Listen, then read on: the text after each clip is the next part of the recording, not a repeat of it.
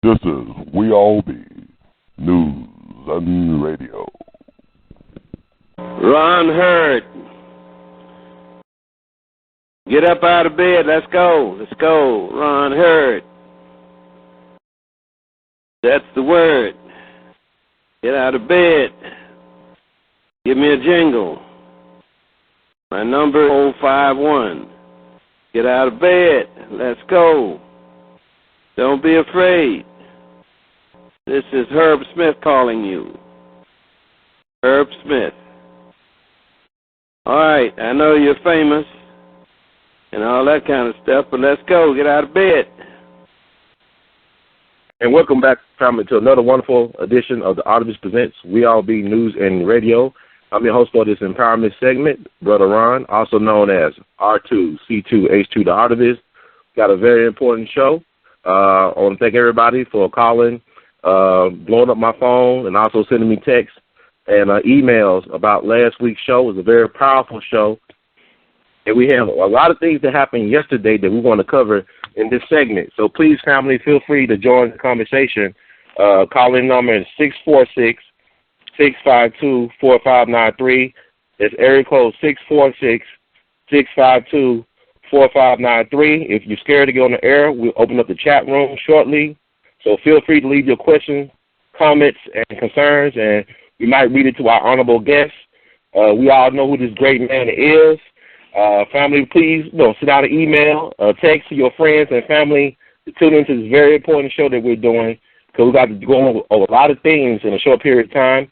So hopefully in the second hour, the folks who want to call in, who couldn't call in, who called in last week, who want to speak to the Honorable Brother Gregory, we'll get y'all in the second hour. But in the first hour, we want to go over some things that are happening right now in the world today.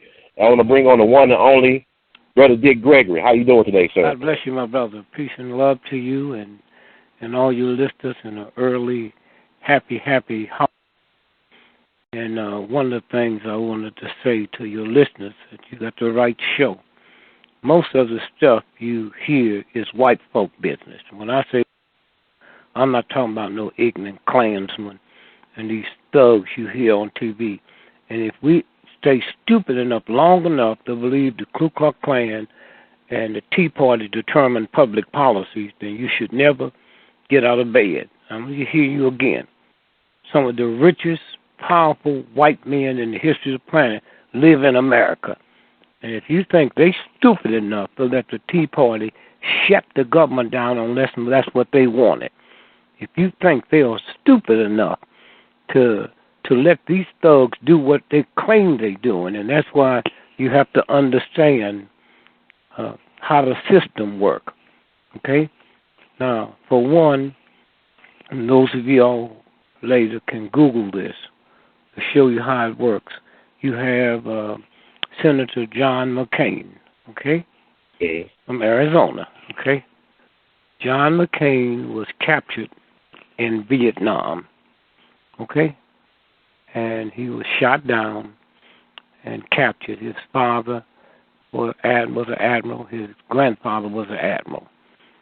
So he had a broken leg. Matter of fact, about a week after he shot down, I had pictures to a friend of mine of him in bed with the, you know how they put that rope on your leg to keep it up.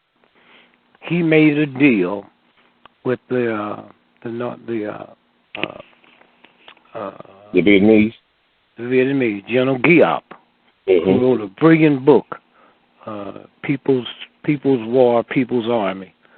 35 years before we went there, his book was out, but white supremacy, we wouldn't read. Ho Chi Minh went to school in Chicago. He talked to black folks in the park, Washington Park, every week where they had a talk session. He begged America to give him the supplies and the stuff to go and take his country back. He didn't know they was on the other side.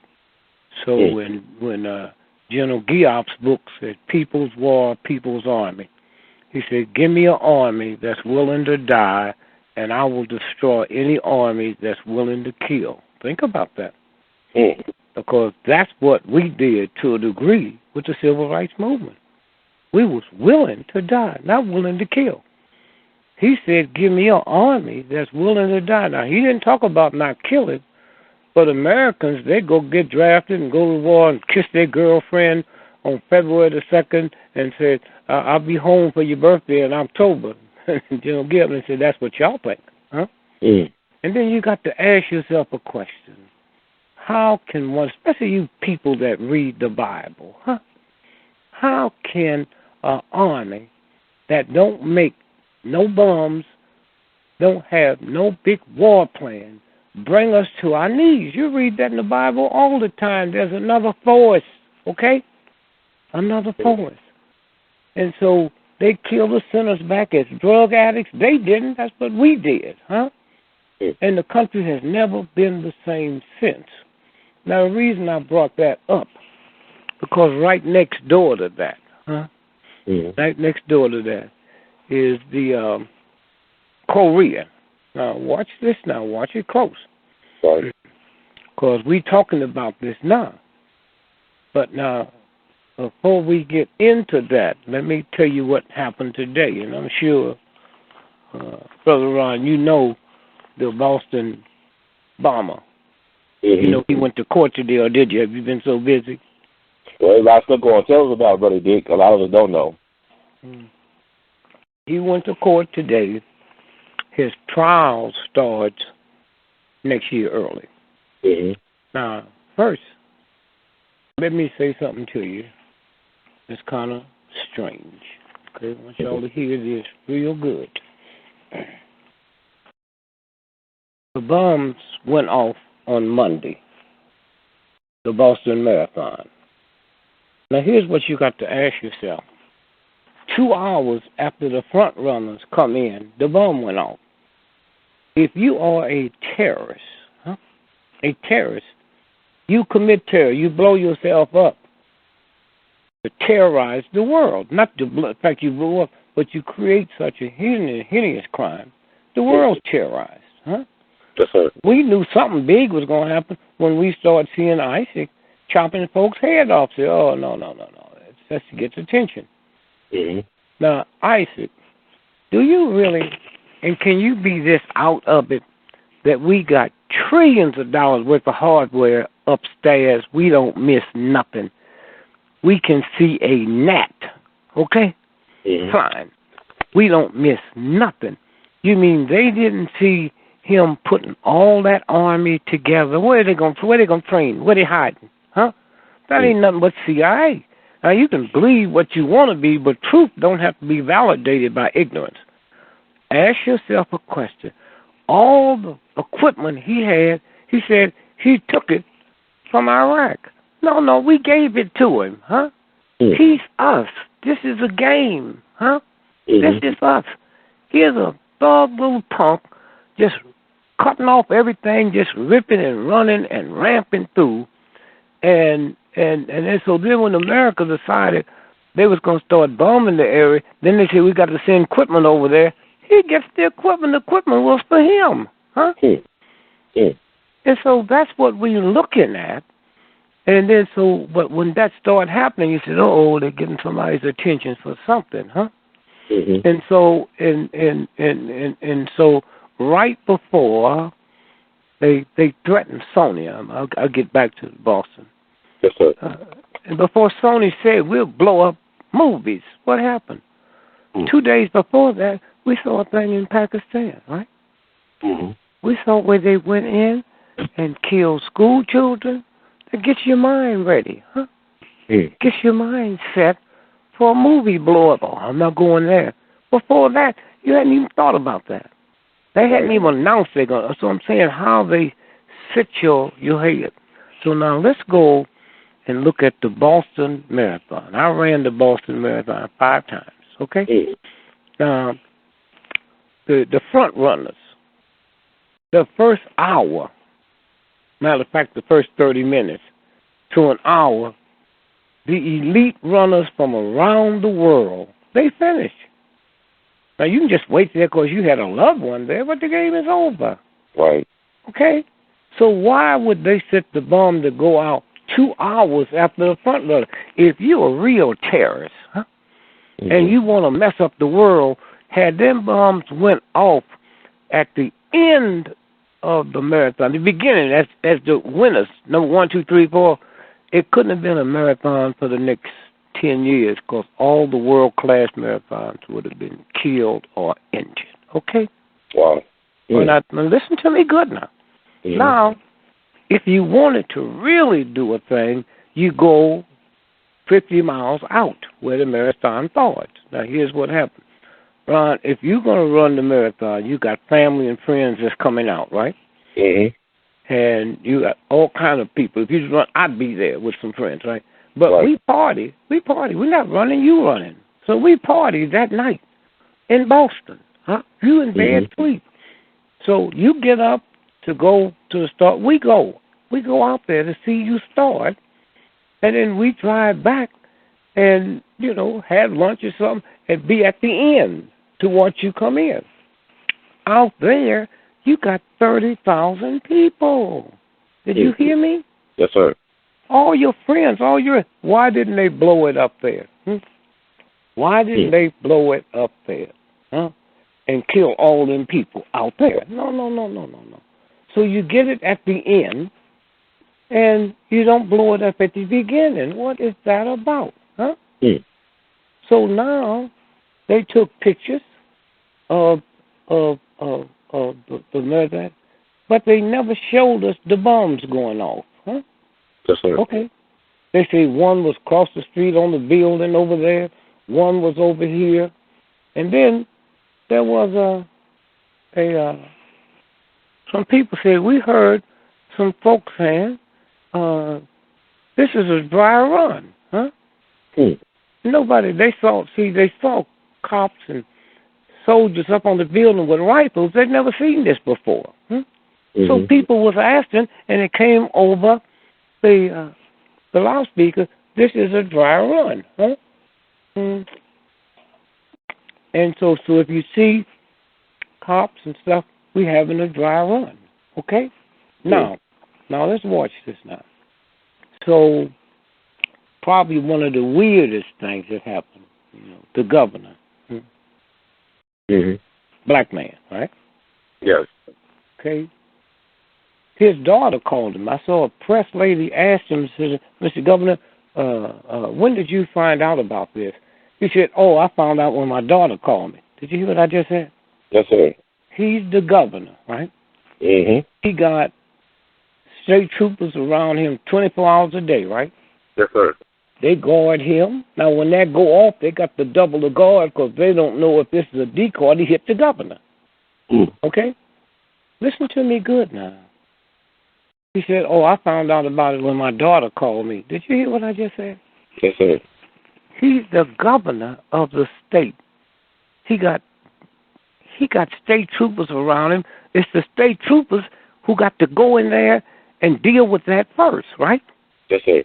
Do you know nobody ever called her, if you're stupid enough to believe it, the state troopers that was with him didn't know it so they could tell him his daughter, hear me, saw it on television and called him 15 minutes later and said, Dad, you know what just happened? He said, no, what? Come on, Dad. No. The terrorists just blew up the Boston Marathon. Now, that's how he found out about it. Now, if that don't leave you thinking, wait a minute, okay? Right. So when I heard it, I changed around, came back to the house, and called Lil in Massachusetts. I said, don't move, and call all my key folks and tell them to stand by. So now you got to listen to everything, right? And you hear people screaming, you hear people howling and all of that. So now when I called Lil, I said, call Reggie and have him keep his eye until I can get somebody in there on the Massachusetts Institute of Technology. So why did I say that? Because that might have been what the decoy was about. The Massachusetts Institute of Technology do stuff that would make Hitler blush. That's how vicious they are, okay? Where your children go to school. They don't know it, huh? Yes. Okay, and then I said also the nuclear plant in Plymouth, Mass. Okay, call so-and-so in London. If he's not there, find out where he is and tell him, I need to find out quick, when did the nuclear plant get shut down? If the run is Monday, they don't know if that was a decoy to blow up the nuclear plant, right? Mm-hmm. So I need to know, when did they shut that nuclear plant down? Okay?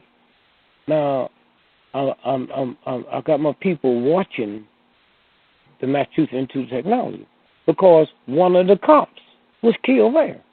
Mm-hmm. Wait a minute. He was asleep in the car. Why was he killed?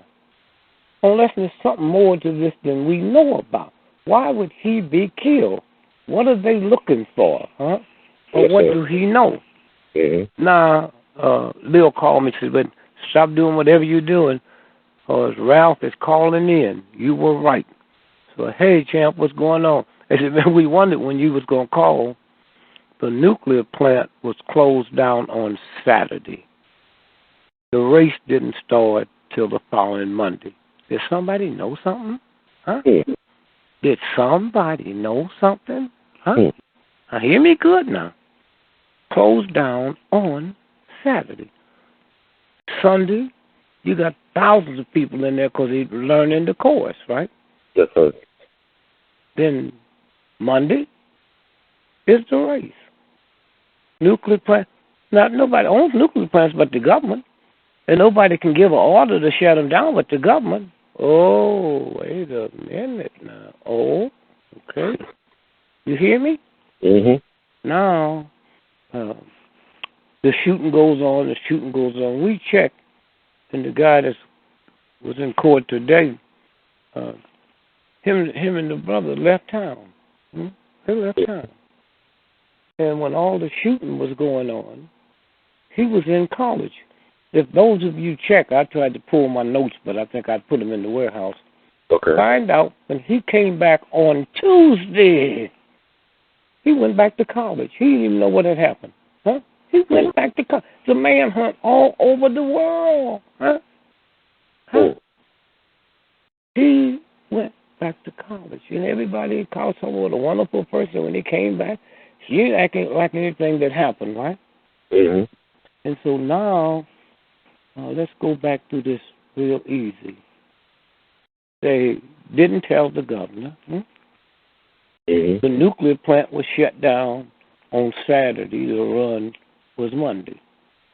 Now they got to send somebody in there so people can't just talk to the press or any of the local police. Now, that went through a lot of little towns. Mm-hmm. You know? So all at once, they sent two federal FBI agents there. So you couldn't, at that point, you couldn't say nothing to nobody except those two agents, right? Mm-hmm. So now, hear this good. Two members, this is after it was over. Those two that went in there that knew everything, they were killed. Yes. They were killed in Virginia, Norfolk, Virginia. Watch this. Two members of the FBI elite counter-terrorist unit died Friday while practicing how to quickly drop from a helicopter. They was practicing how you make a quick drop to a ship. They used rope, Mm-hmm. The FBI announced Monday in a statement. The statement gave few details regarding the death of the special agents, Christopher Bleeker and Stephen Shaw, other than to say the helicopter suspiciously difficult happened and the agents fell that distance and was killed. Now, these are the two that know everything, stuff that can't get out. A law enforcement source told the pilot the incident happened about 12 o'clock, about 12 natural miles off the coast of Virginia Beach. Now, just hear this now. These two agents, elite, they were the two to sit down there to run the whole thing. You couldn't give no information to nobody but them. And all at once they dead. All at once they are dead. Now, we look at the Boston. That was today. He came into court today. And his trial begins. He started picking the jury January the 5th. And so when you stop and think about it, the mother of one of the folks who the FBI killed in Miami, they went down to question him, his connection, and they said he jumped them. There was 3 of them in the house. He didn't have no gun. He had nothing. Yes. And he attacked them, and they shot him dead in the house before they could even ask him any questions. Now, let me put a period there for a minute. There was a huge killing in Pennsylvania 3 days ago. You remember that? Yes, sir. Guy killed his wife's mother. Remember that? Children. Now, did he use a gun, or do you remember? I think he used a gun. Okay, he did. He used a gun. The reason I asked that, they found him committed suicide with a knife. Do you know how hard it is to commit suicide with a knife? Look. Torture, yeah. You got what? It got to be a torture to try to do that. You got to be agonized. I can't hear you. No, slow up. I can't hear you. It got to be torture to try to do that. You got to be agonized. Well, first, no. When you hit it, you will automatically drop the knife. That's universal law, huh? You would automatically drop the knife. Hey, man, if somebody put hot charcoal on fire in your hand, you're going to throw it off. You ain't got no control over that, huh? Yes. You hear me? It's like when King was shot. He's laying on the ground. There's 5 people pointing up. The question is, how do they know it wasn't going to be another shot? Yes, sir. Okay, so how come they didn't do the natural thing that when you hear a shot, you fall? Okay? So I'm saying when we stop, we can't because we've been trained. And so, again, I'm saying, so here, this brother, this guy, runs at the 3 FBI agents. And he has no gun. They said, he drew a knife. 3 of y'all? And so when you start putting the other pieces together, then you start seeing things that don't make sense, okay? And so I brought that up because that just happened today. The whole trial. That's in the midst of all this other stuff. Now, let's go to the fact that Cuba. Now, Guantanamo Bay, okay? Guantanamo Bay. If you do the research, you find out that's in Cuba, and America have been leasing that from them. U.S. have been leasing the 45 square miles that the base sits on since 1903. Now, they leased that from 1903.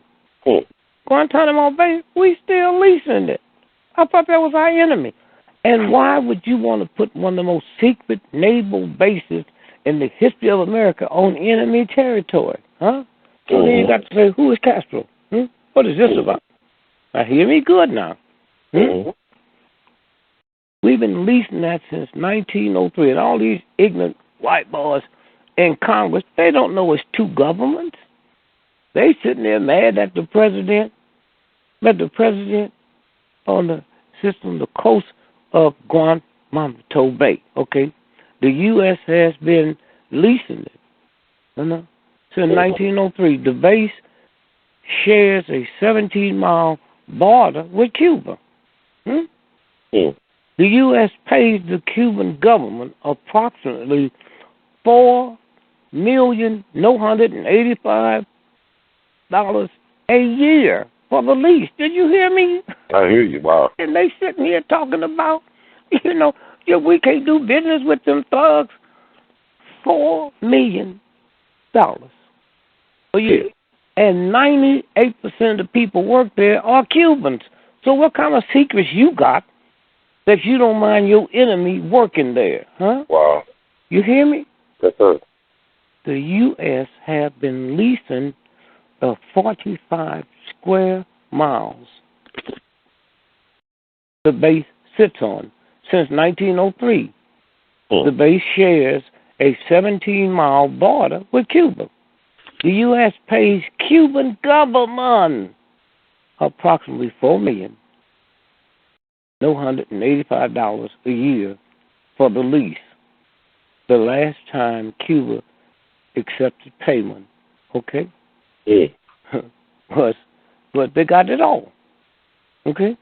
Now, the lease can only be terminated by mutual agreement. Wait a minute now.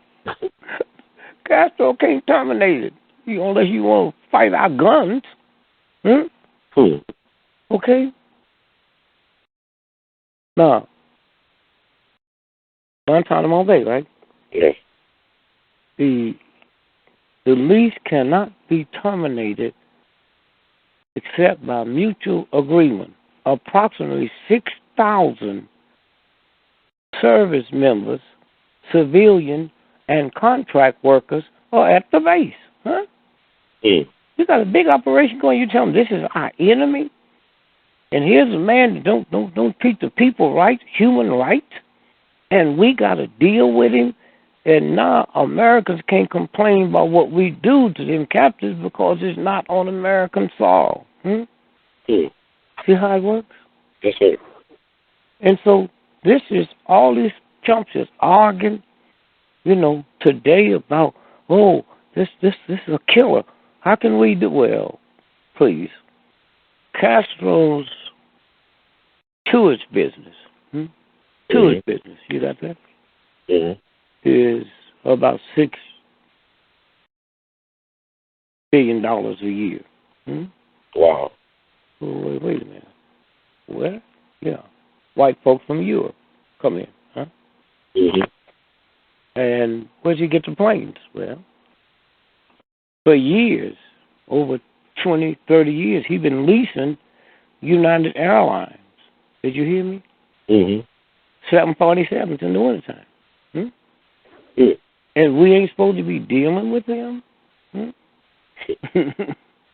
Okay.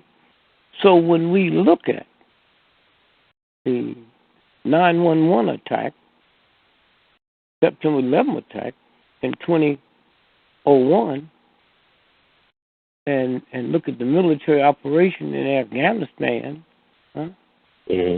detention facilities at Guantanamo was refurbished to hold the detainees from the war on terrorism. Wow. And who started that? It was George Bush. George Bush. And so when you look at the inauguration, President Obama signed an exclusive order to close the detention facilities within 1 year. However, the facilities are still open. Somebody must have told me, Mr. President, you just got in, but let me show you this document here. We can't close it.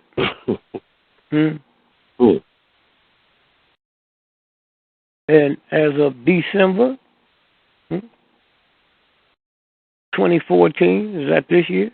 Yes, sir. There were 136 detainees still there.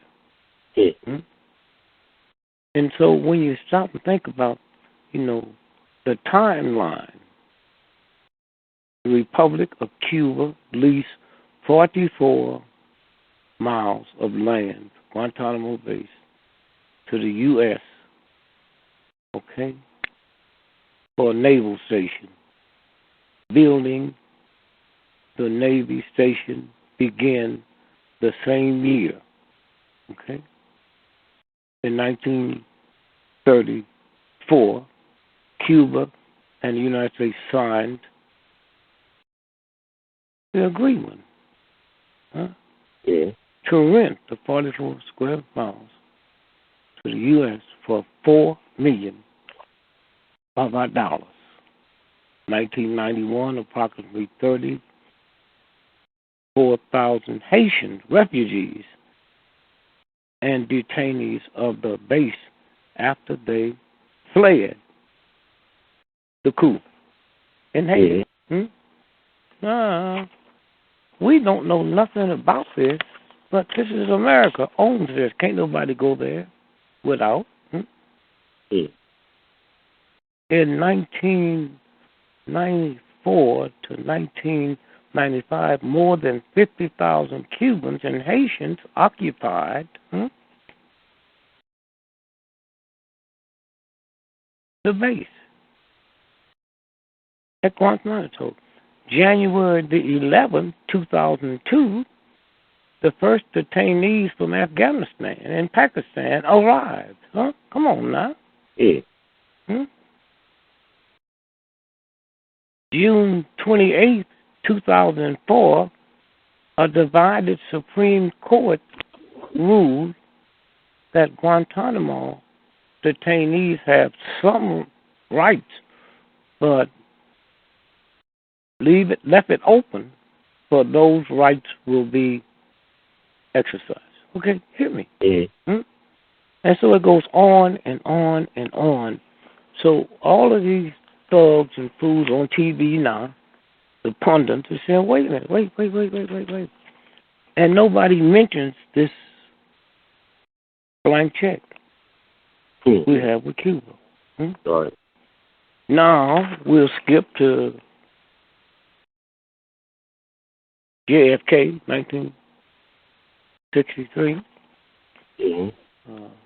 The nuclear missile crisis. Was that 62 or 63? 62. Okay. And the Russians said, y'all better get those nuclear missiles off of there. That's what the Russians said. Okay. They had nuclear missiles in Cuba aimed at Russia. So then they made the heavy drama in the sea and all of that. And what happened? Here's what really went down. Poland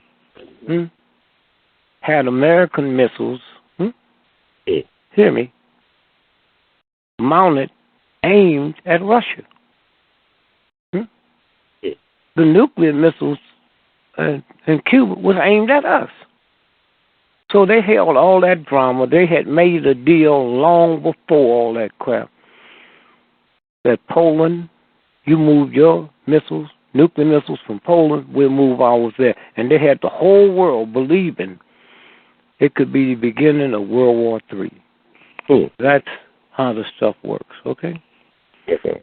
And so some kind of way, when you look at what they're telling us, and you think the New York Times, I know this, New York Times don't know it? You think I know this, and the Washington Post don't know it? You think certain members of Congress don't know them two elite FBI agents that had the whole investigation was killed in the accident? Do you really believe that?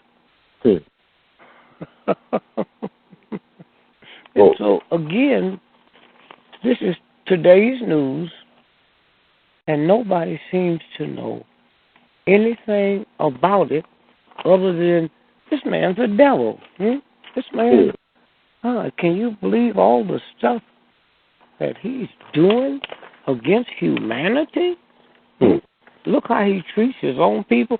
Well, do you know Egypt for the last 30 years get 1 point, Egypt's army get $1.5 billion from the United States government. The Army, not Egypt, not the folks that's hungry. Yes, sir. And that's who overthrows. Anytime somebody come in, we overthrow them. They dictate to us, huh? They dictate to us. And so, consequently, what we're looking at, okay, is a game, and, it's too late now. And so now we look at the big thing that just happened. And let's look at the stuff of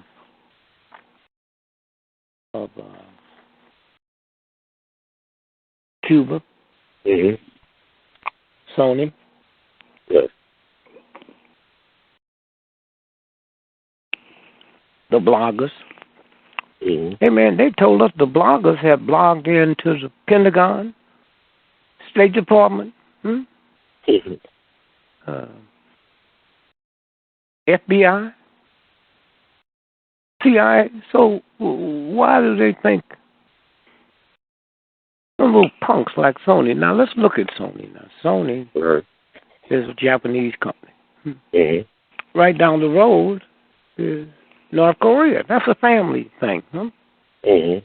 Okay, so now let's go back to the Korean War and the 38th parallel. Are you aware, this is unfair, are you aware that the Korean War was never over? Did you know that? Yes, sir. They signed a truce. And they split it, the 38th parallel. Well, now, let me tell you something. You're going to have to look this up. Okay. North Korea. Now, there's a South Korea. That's where we are. The North Korea is one of the richest countries in the world. That catch you by surprise. Yeah, you go by the media, they don't portray it as a rich country. They talk about they starving children. Have you ever seen a starving child on worldwide TV other than in Africa? Yes, sir. Okay. So when who was it? It was Jay-Z and his wife. Help me. You're about Dennis Rodman for North Korea, though. No. Come on now. Jay-Z and his wife, what's her name? Beyonce. They went to Cuba. Right. You remember? I remember that. They was probably taking instructions that they didn't want picked up through the wire. Dennis Rodman was probably taking instructions, Right. Now, one of the biggest rice sales of American rice goes to North Korea. Wow. Now, let's take it slow now. Tungsten, 98% of it is grown in Vietnam. Not North Vietnam, in Vietnam. It was never no need for it. Just like if they discovered tomorrow nappy hair caused cancer, the hottest thing being sold in the black community would be Kink Quick, okay? Right. Kink Quick, right? And every white neighborhood would want black folks living there so they can be close to the cancer cure, right? But there's no need for nappy hair. Okay? Tungsten is the same thing. Tungsten for millions of years. Tungsten didn't just get here. For millions of years, tungsten was used to mix in chemicals, steel and metals, to make it go through freezing temperature changes. Right. Who needed it? The only thing America worried about, in the wintertime it get cold, sometimes the railroad tracks would pop. But then all at once, we get ready for the missile race, We get ready to outer space. Don't it go through hot, cold, re-entry? Right.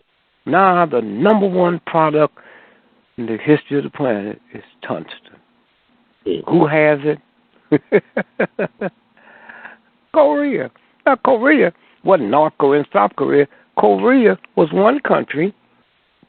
And one day, when the people got to looking at what they had, then the elite people, took over, and the people of the country wouldn't benefit. So then they had a war. The rebels broke off and started fighting, who's going to get the tungsten? Well, whoever gets the tungsten, nobody else can be in the missile race, and you cannot have a radar. All of that falls under that all at once.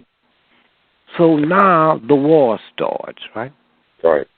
America came through the north and attacked the south, but they got in for a big surprise. They bumped into the Chinese and the Russian army. Okay, you know why? Because if America gets it all, they got to get out the space race. They got to get out of very strategic things. Okay, Right. so that's why we lost the war. Except we came to a truce. We'll split the country by the 38th parallel. That just happens to split the tungsten mines in half. Hello. That just happens to split the tungsten mines in half. Okay? That's why we have 500,000 soldiers over there guarding it. The Chinese is at their mercy. Now, you pick up stuff now where they tell you the Chinese have most of the Chinese ain't got nothing. And so that's why. How do you think that little old peon country can come up with a nuclear bomb? If they so hungry and say, oh, they don't feed their people, they spend all that money making. They didn't say they didn't have one, right? This whole country gonna make them out like idiots, right? Right. Okay, and they got a nuclear weapon. They fired it several times, testing it, right? And so now we go back to the Chinese probably did the hacking, or brought them to China and let them do it, right? Right. Now the president said something interesting today. He said, we talking about we got doubt because we got scientists that told us, it probably wasn't the North Koreans. Oh, everybody else is speculating it could be. No, of course you're not going to blame it on China. You're not going to blame it on China. And so consequently, when you sit and look at this and feel it. Now, here's Putin. Y'all need to write this down and check it because this is too devastating to take somebody's word for it, okay? Right after the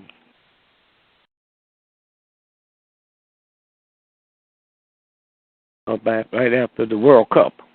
Okay. In July. On July the 16th, Putin was over there in at the World Cup. So he held a press conference in Brazil. And he announced that Russia is writing off 90% of Cuba's debt. Okay? Ahead of Putin's big tour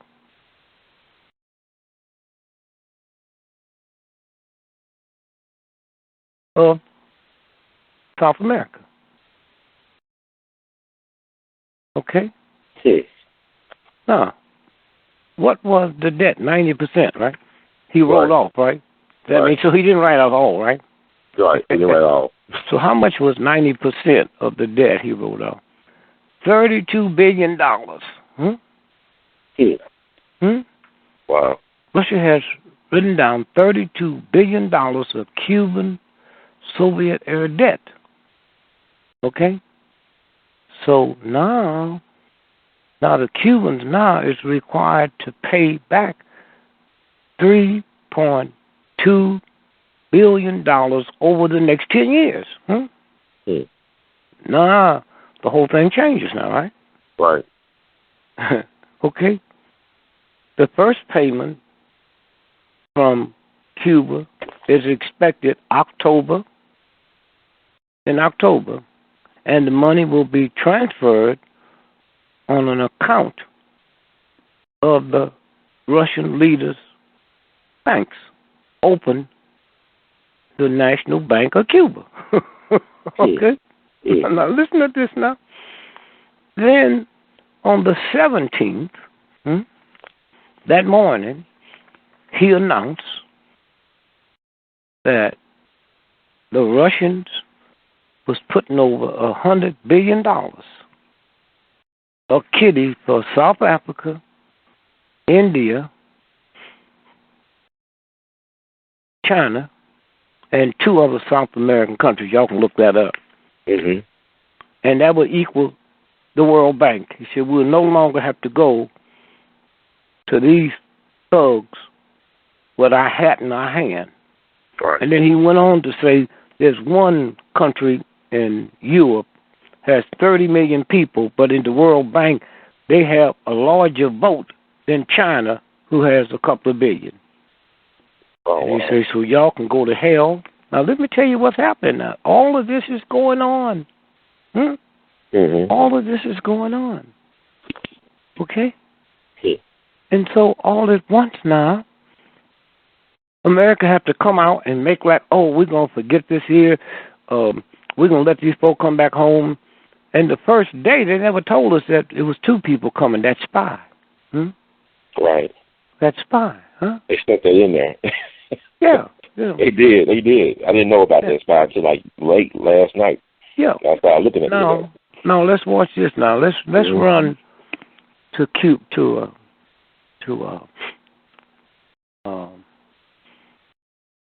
Korea, right? Right. Yes, sir. Now you remember the last American they let out of there? Yes, sir. It was a guy from Texas, I believe, a Mexican American. Okay. Now listen to this now. Do you know who they told America to send and get him? Yeah, the U.S. Intelligence Director, James. Look, wait a minute. You remember his name? I think it's James Cap. I'm looking it up right now, but it was the U.S. Intelligence Director. Director. Now look at that. Here's this little punk that we say starving, huh? Mm-hmm. Don't know nothing, and said we're gonna let this American go, but you're gonna have to send, huh? Head of the U.S. intelligence agent, huh? James Clapper. James Clapper to pick him up. That's when they signed the papers, huh? That's strange. For what you seeing now. That's when they signed the papers. For what you seeing now, huh? That's crazy. So now, no, it ain't crazy. That's white folk business, huh? Yeah, I mean, you say it's white folks' business, but it's like there's a lot of stuff to take in. But wait a minute, you said it's crazy. New York Times didn't say it's crazy. Huh? That's true. You to get covered from all that's called white supremacy. Yes, sir. Pick up a spy, okay? That said he just walked across the border accidentally. Okay, y'all. Now that's where this thing is going, huh? Wow. And so all of that's going down. Then all at once you got the movie industry, huh? Right. That could be out of business. See, America start talking about freedom of speech and freedom of this. Until a cop gunned down an unarmed black person or a Chicano, and you don't have no freedom of speech. You don't have nothing to talk about. Huh? Get out of here. Okay? So that's what we're looking at, and that's what I wanted to share with you before we go into the other stuff. Greg, I want to ask you this too, man. I know we touched on it before. I want to know what was the Hugo Chavez thing, because he was being treated in Cuba. Was that part of the deal too? Wait. Chavez, huh? Right. He was being treated for cancer in Cuba. Wait. No, we got to tell my grandmother who it was. Oh, Hugo Chavez was the president of Venezuela. Venezuela, right? Mm-hmm. And he had oil. He had a lot of oil. Mm-hmm. So we get it here now. It still comes in. Right. And so Castro had cancer and cured it, right? Right. So why wouldn't his friend go there? Because his friend don't know Castro works for us. His friend went there and didn't get cured. Wow. His friend went there. Now there's people out there saying, no, Castro's a good guy. Castro's good. He sent soldiers to Africa. That was for us. Right. That was so they couldn't deal with the Chinese. Huh? You see, here's what happened. White folks send you their country to China to build a railroad. They sit and sip June, what they call it, that little drink with gin and ginseng or anything. huh? Ginseng or something like that. Yeah, they sip that while the black folk do the work. Hmm? And then so when they get through, the black folk know how to build a railroad. Trying to go to Africa and build your railroad, they let you sit and sip mint juleps while they build a railroad, and when they leave, you don't know how to build a railroad, so you have to keep calling them back. I like that. Okay? Mm-hmm.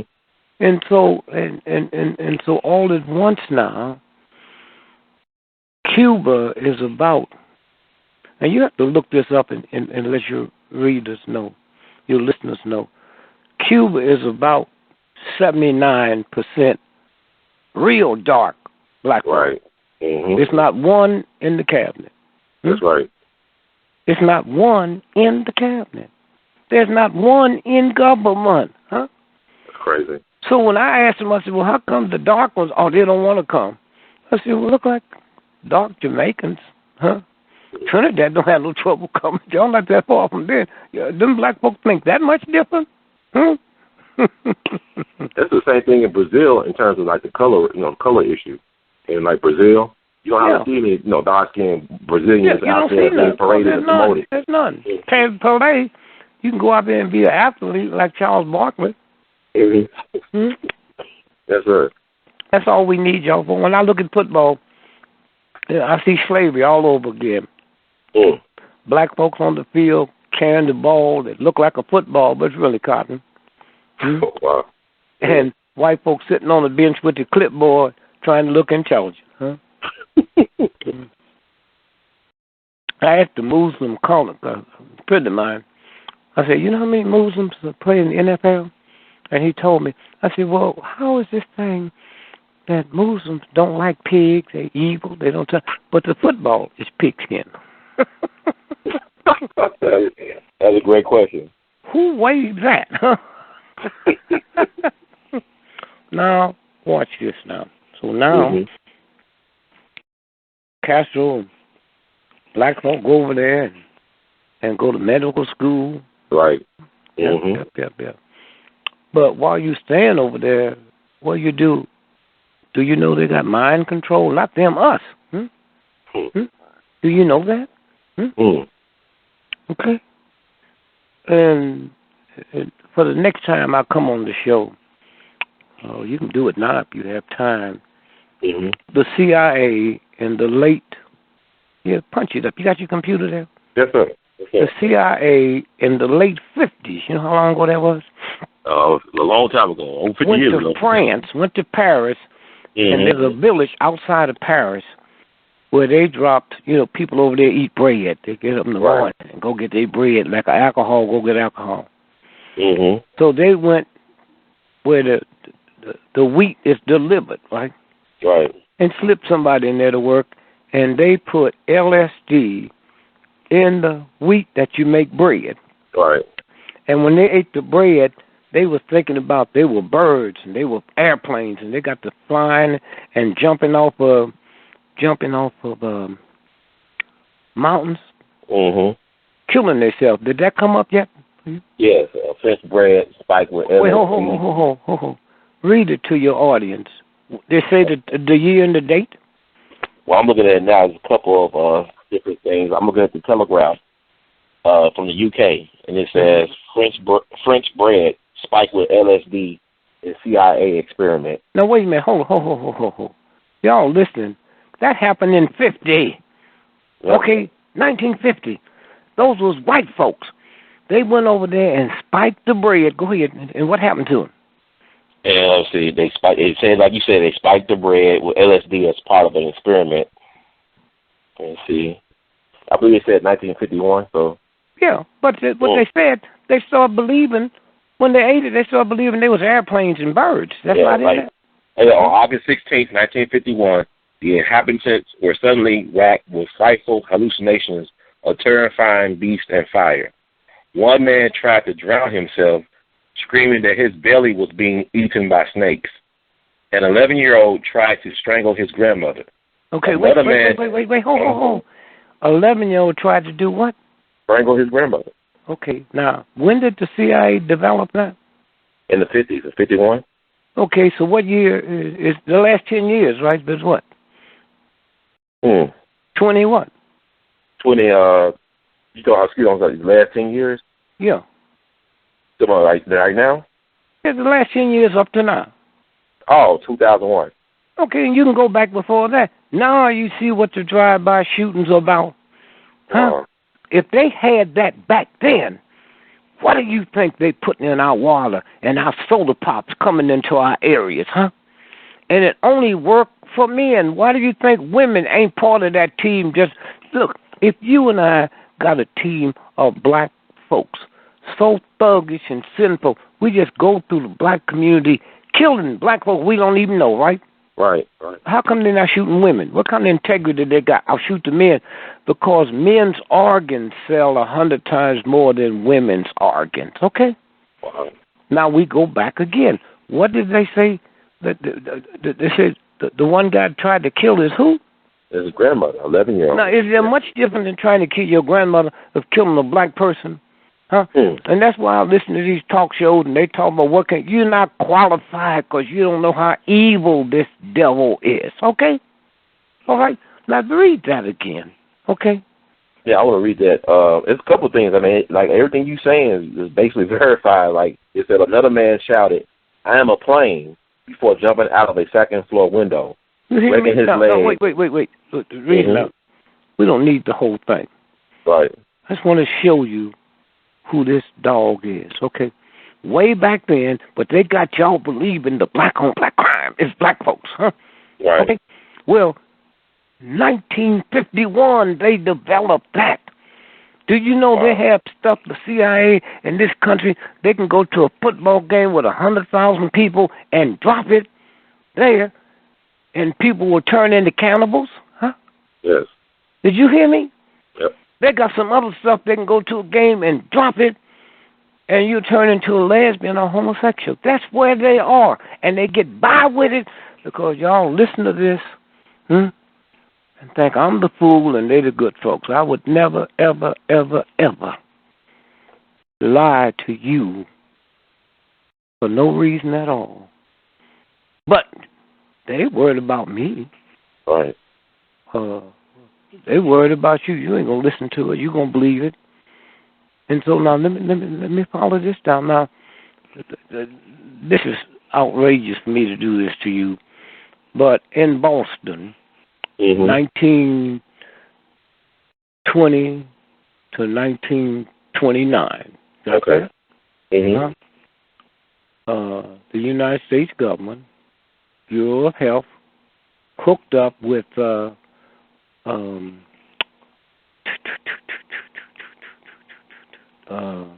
Kellogg's, right? What they call that stuff we used to like from Kellogg's? Cornflakes. Cornflakes, yeah. Right. Now pick that. They have a mental hospital there for rich folks, like the Kennedy, one of his daughters, you know. Right. And they tried to, give him lobotomy and all that. Right. But the super rich went there, huh? Yes, sir. Because they're going to be there for the rest of their life. One guy built for his daughter the same type of $100 million house him and the family had there on that. They made a movie out of it. Huh? What year did I say that was? 1920 through 1929. Okay, did you punch that up yet? Yeah, I punched it up. Did you see where they was flying, had birds dropping stuff in there, into their food? What did it say? Well, I just typed in like the Boston 1920 through 29 U.S. Bureau of Health and Kellogg's memo. Yeah. And one of the first things pop up was Calvin Coolidge, the president. Yep. Okay. And this is for you white folks that think this is only going to happen to us. They've been getting you. Go ahead, listen to it. Okay, let me get into this. This is fascinating, man. I was scared through it. It's talking about a pack from 1928 with Kellogg's. I can find it. And so I want y'all to hear this. Especially you God folks. There is a God, but you ain't in tune to it. People in tune to it know who this heathen is, huh? They know who this dog is, huh? Okay. Anything come up yet? Because I got another one to run past you. Yeah, I'm gonna type it. I'm typing up now. I'm the Kellogg brand packed up 1928. That what came up. I'm just following up, trying to find something. Okay, I'm reading now. The Kellogg Bryan pack. Let's see.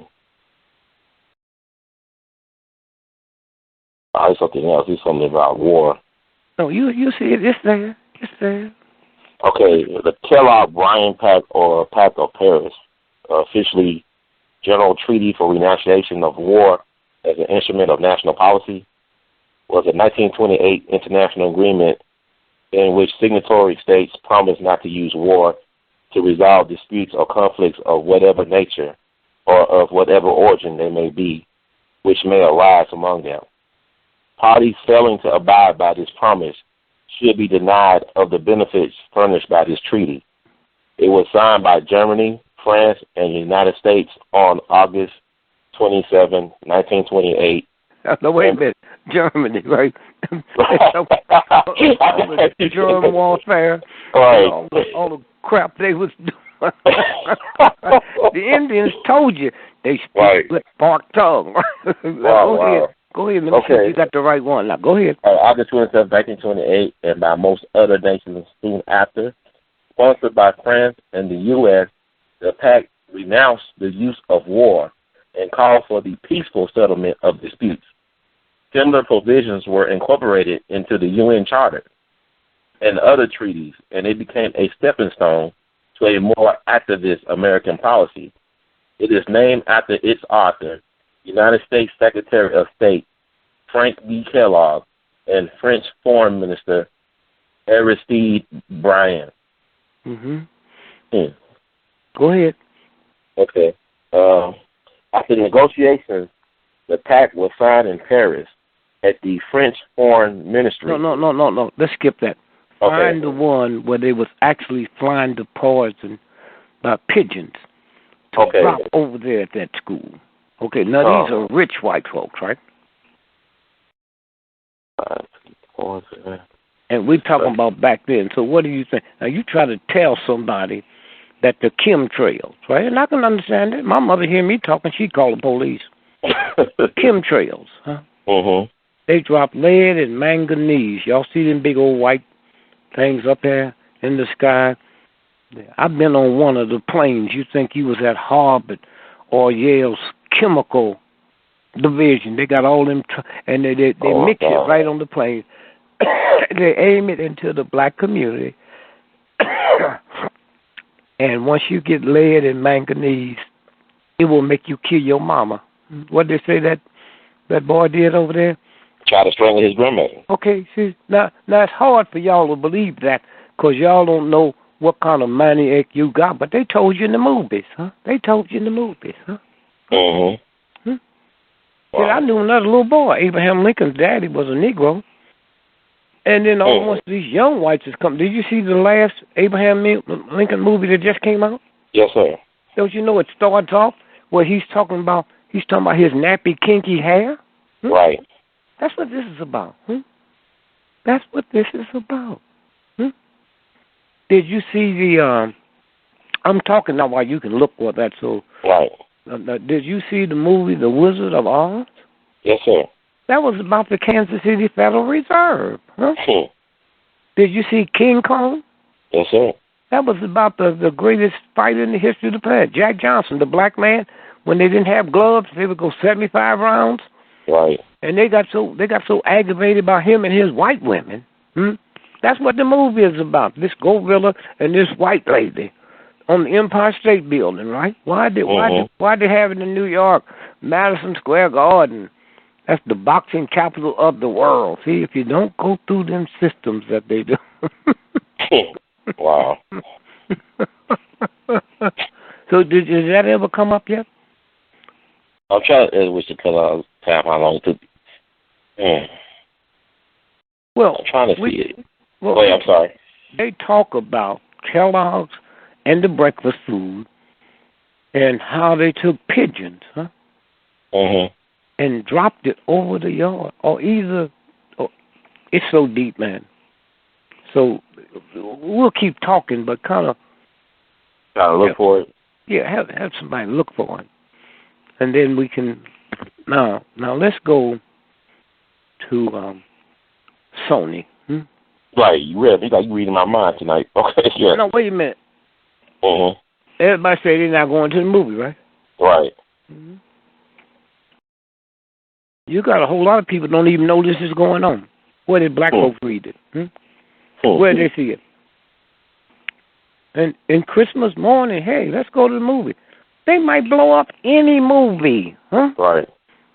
So they can tell you about these animals, These animals, They never talked about the Ku Klux Klan lynching and castrating black men and cutting our heads off and our organs. They never called them animals, They never called Hitler an animal,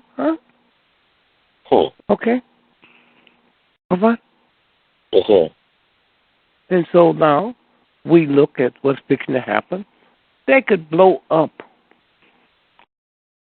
30 movies in 30 cities. And everybody would buy into that's these animals, But they can't mess with North Korea because the Chinese, Right. And the Russians done put stuff up.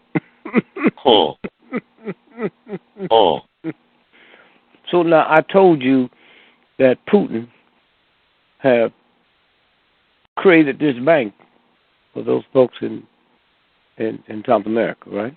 Right. With the money, right? Okay. That was on July the 16th. I think on the 17th when he flew back to Russia.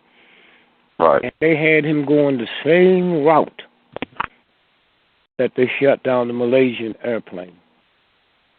And when he found that out, his plane was 15 minutes late. And when he found that out, he went back to Russia and killed everybody that had something to do with it. And probably some that didn't have nothing to do with it. So why am I talking about him like all of them are dogs, Right. All of them are dogs, That's what I'm talking about it like this here. They all dogs. Pan Am flight, what was that Pan Am flight? The one over Lockerbie? Right, it was A.L.L. or something like, were they in Libya for that? No. It was coming back to America with all them college students on it. Okay. It left, what's the Pan Am 103? Okay. What they don't tell you, there was 8 federal agents on that plane that had been subpoenaed by a federal judge to come back and stand trial about the drug smuggling. And one of the mothers of the children lived in Akron, Youngstown, Ohio. And they had an article with a picture in the paper about her son. It was on that plane. Now, if I don't tell you, New York Times not going to tell you, Right.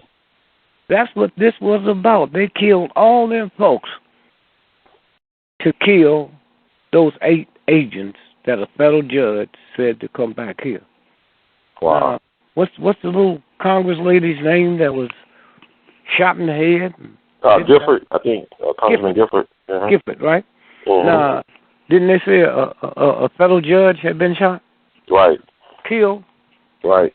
You know who he was? He was the one handling Fast and the Fury. He was the one. Case closed. Until October the 1st, the federal judge here, when he ordered the Attorney General. Eric Holder. Eric Holder had nothing to do with Fast and Furious. That was under Bush, right? Right. But if you're the president, you got to bring him in. And the good federal judge said, you better bring it in by October the 22nd, and y'all not going to do to me what you did to the other judge. Oh! But that judge was Federal District Court Chief Judge John Rowe, the one who got killed. Yeah. Yeah. And the other one that gave up that order, he's here. You can pull up his name too. I think it starts with a B. Okay. Or something. And so that's what's going on in your America. You see anything come up with the federal judge? Well, I'm typing it right now. Mm-hmm. This is fascinating stuff, man. Wow. I had a guy in, I think I was at a conference in Budapest, and sometimes your tongue slips. Dick, how come you think we haven't been able to kill you? I said, sure, you can kill your mama before you could kill me. There are some black folks you can mess with, and there's some you can't mess with, and I'm one of the ones you can't mess with. I'm an Uncle Tom. See, these white folks have taught black folks that Uncle Tom is something negative. A tomboy is a tough girl. A tomcat is a tough cat. But when it comes my turn, it gets weak. No. And when Napoleon, who had the mightiest army that ever existed at the time, Napoleon, right? Yes, sir. When they went over there to Haiti, and they didn't even make matches in Haiti, and beat that army down to the ground. And then Napoleon tried to do what black folk want to do. Let me find out what it is. And the real white folk in France say, you don't know what this is. Get out of here. And when the scientists come back, they met with Napoleon and said, what did you find? And he said, voodoo. Voodoo. Now, when you think of voodoo, what do you think of? Witchcraft. Quick, yeah, witchcraft, okay. Sorcery. Yeah. Voodoo is a French word. It means spiritual atom. You can't see neither one of them. That's what an Uncle Tom is. I found the judge name as U.S. District Judge Amy Berman Jackson. Yeah. That's the one. And did it say what he ordered? Did it say he said October 1st deadline for producing the list to the House Oversight and Government Reform Committee. So October 1st of this year. Okay. Now, you see that? October 1st this year. Yes, sir. Okay, all of that's going on, and we don't know anything about it. We're not supposed to know anything about it, but there's a lot of people out here with their spiritual they can tune in, and they'll know about it. But nothing ever came up on the Kellogg's, right? I think that the Kellogg I got was a scientist at Indiana University experiment with apes and children. That's the one that came up. Okay. Watch out, look for Kellogg. There's a couple Kellogg's. I didn't know there'd be people famous named Kellogg. But no, this is the one that talks about them putting that stuff in them rich white folks, mentally retarded children's food. Okay. Huh? And now I want you to see that, because when they spraying that stuff in the black community, lead and manganese, that just ain't black folks. That's it. Okay, well, it'll come up. We'll keep talking now. Let's look at. I want to ask you right quick, because we talked about Cuba. I want to ask you this question that black folks have been pondering, that I know I've been pondering since yesterday. What is the fate of Ashada Shakur in Cuba, if she's in Cuba? If she's in Cuba, if she's alive. Right. Oh, yeah, I didn't even think about that, actually. Yes, sir. Do you think they'll negotiate something this big? You think they'll negotiate? They'll probably send her body back. Oh, wow. But as long as she's been there, what do you think is done to her mind? She'll probably come back and say, oh, I'm sorry. Yeah, I did everything they said. I'm sorry. This is mind control. You read or saw the movie The Manchurian Candidate, didn't you? Yes, sir. Yes, sir. I'm like, this is the same thing. The same thing. And so now, let's, anything else happened lately? Oh, well, something that I wanted to talk about last week that you wanted to give, like, the right amount of time. Yeah. What's going on with your friend Bill Cosby? I know Camille came out with a statement, Dr. Camille Cosby came out with a statement defending him on Monday.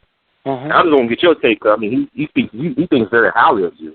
I mean, I remember when he was on our Senior Hall show, he spoke very highly of you, as well as in your documentary on TV One. Yeah. So I know y'all good friends and stuff like that. He respects you dearly. So, I mean, I just want to know what your take is as the father of 7 daughters. 7 daughters.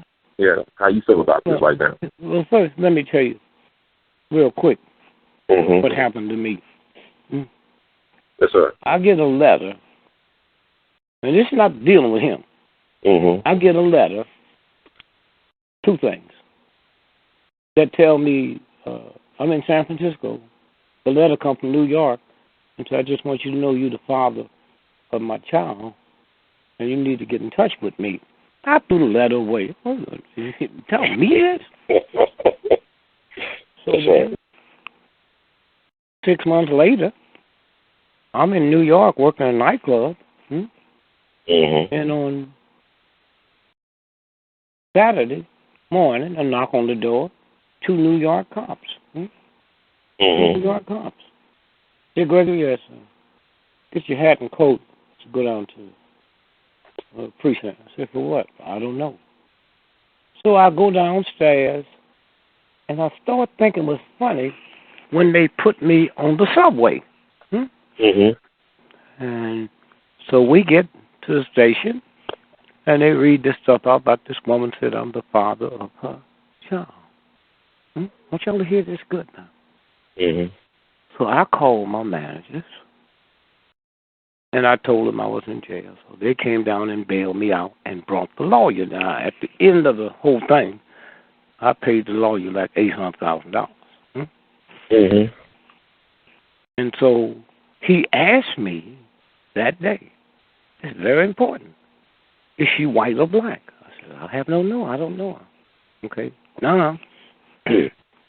Now, they go, and when you're dealing with big money, boy, it's hard to beat, because this company is so big, they didn't know nothing about black detectives. I mean, you know, the ones that work undercover. Right. They didn't know how to get none. So they told me what we're going to do is get hold to a black guy, and he's going to get one for us, and he'll work through us, which means whatever he get goes to them. I pay both of them, right? Right. So one day I got to go in every weekend to listen to what they found. I want you to hear this good, man. Yes, sir. So he said, she said the guy we hired, he's living with her now. You know, to going to you, and I get the bill. That's why you cannot mess with big money. And then she said something on one of the tapes that this cop in the such and such a district, right? He's the one she works through. So now my white lawyer comes to me with his precious self, and he says, Dick, I got something that just pains me. I was told by the undercover black detective that we hired, not city, these are the ones that white folk get to spy on their wife and shit. Right. He was saying that she mentioned this captain at such and such a place.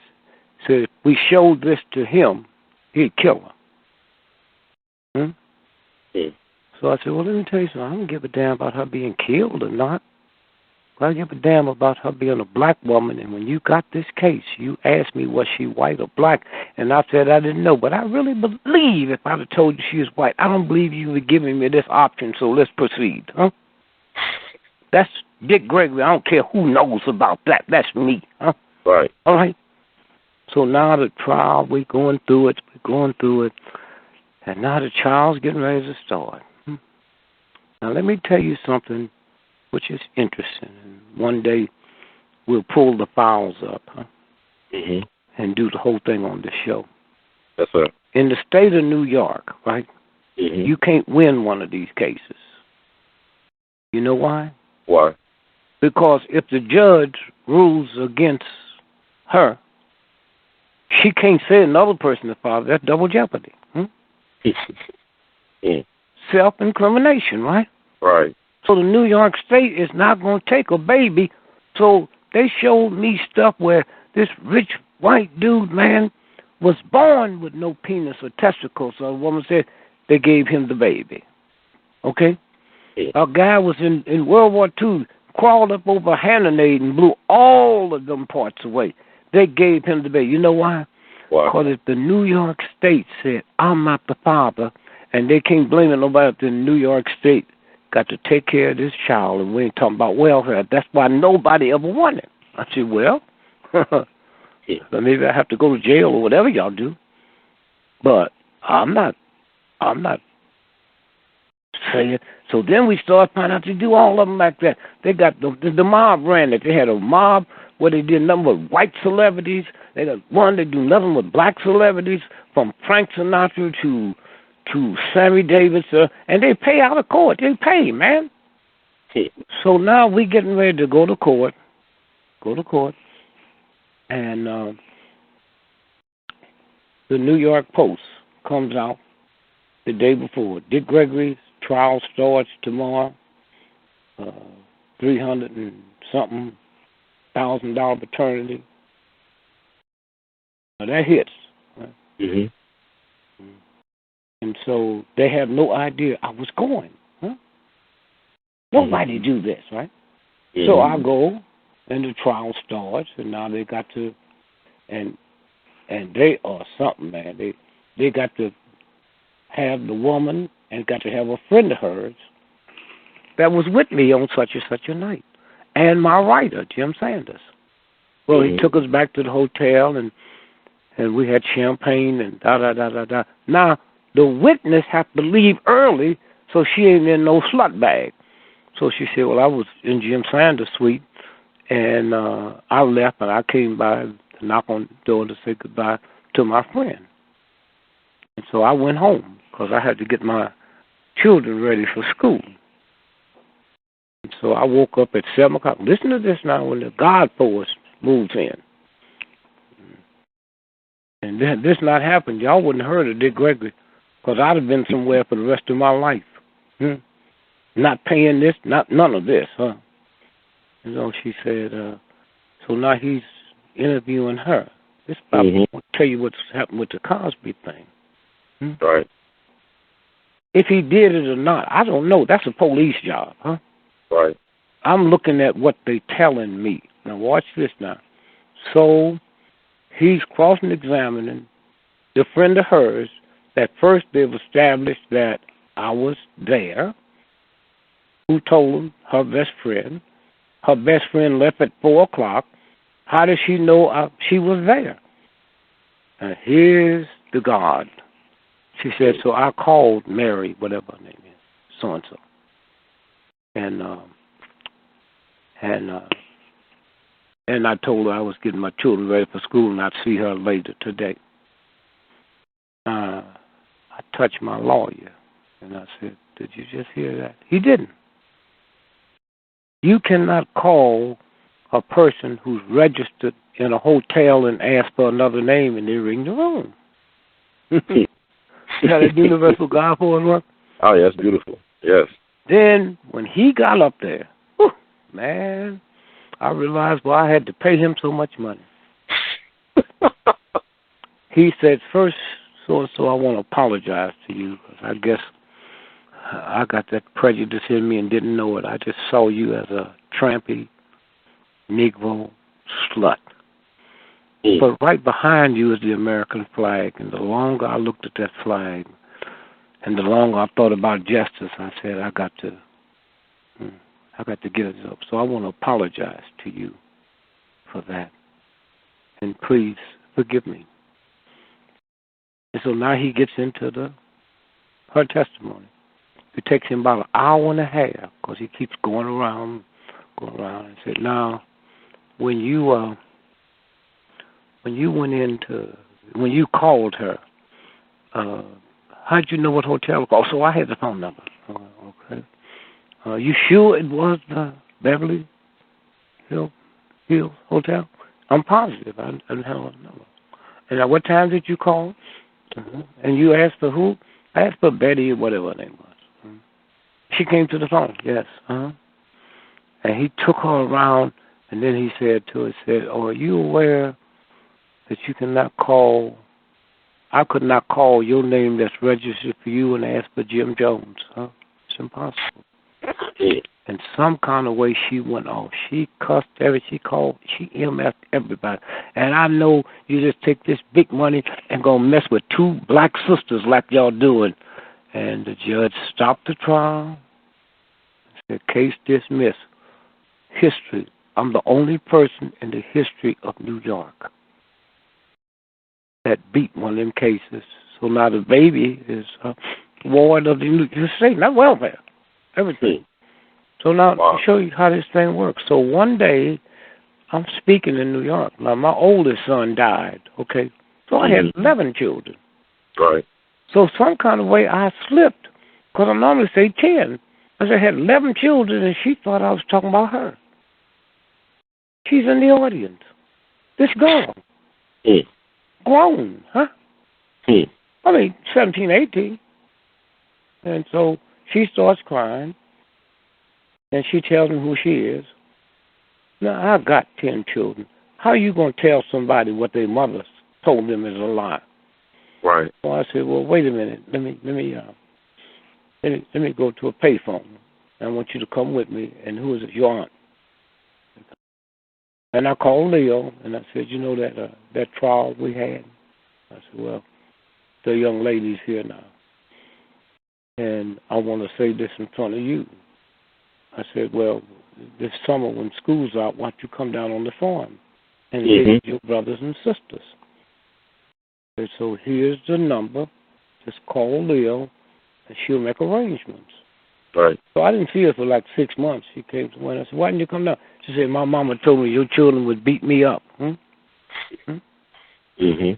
mean, I know damn good and well, looking at my children, that their mother tell them something, they're going to believe it. Who am I to say it didn't happen, right?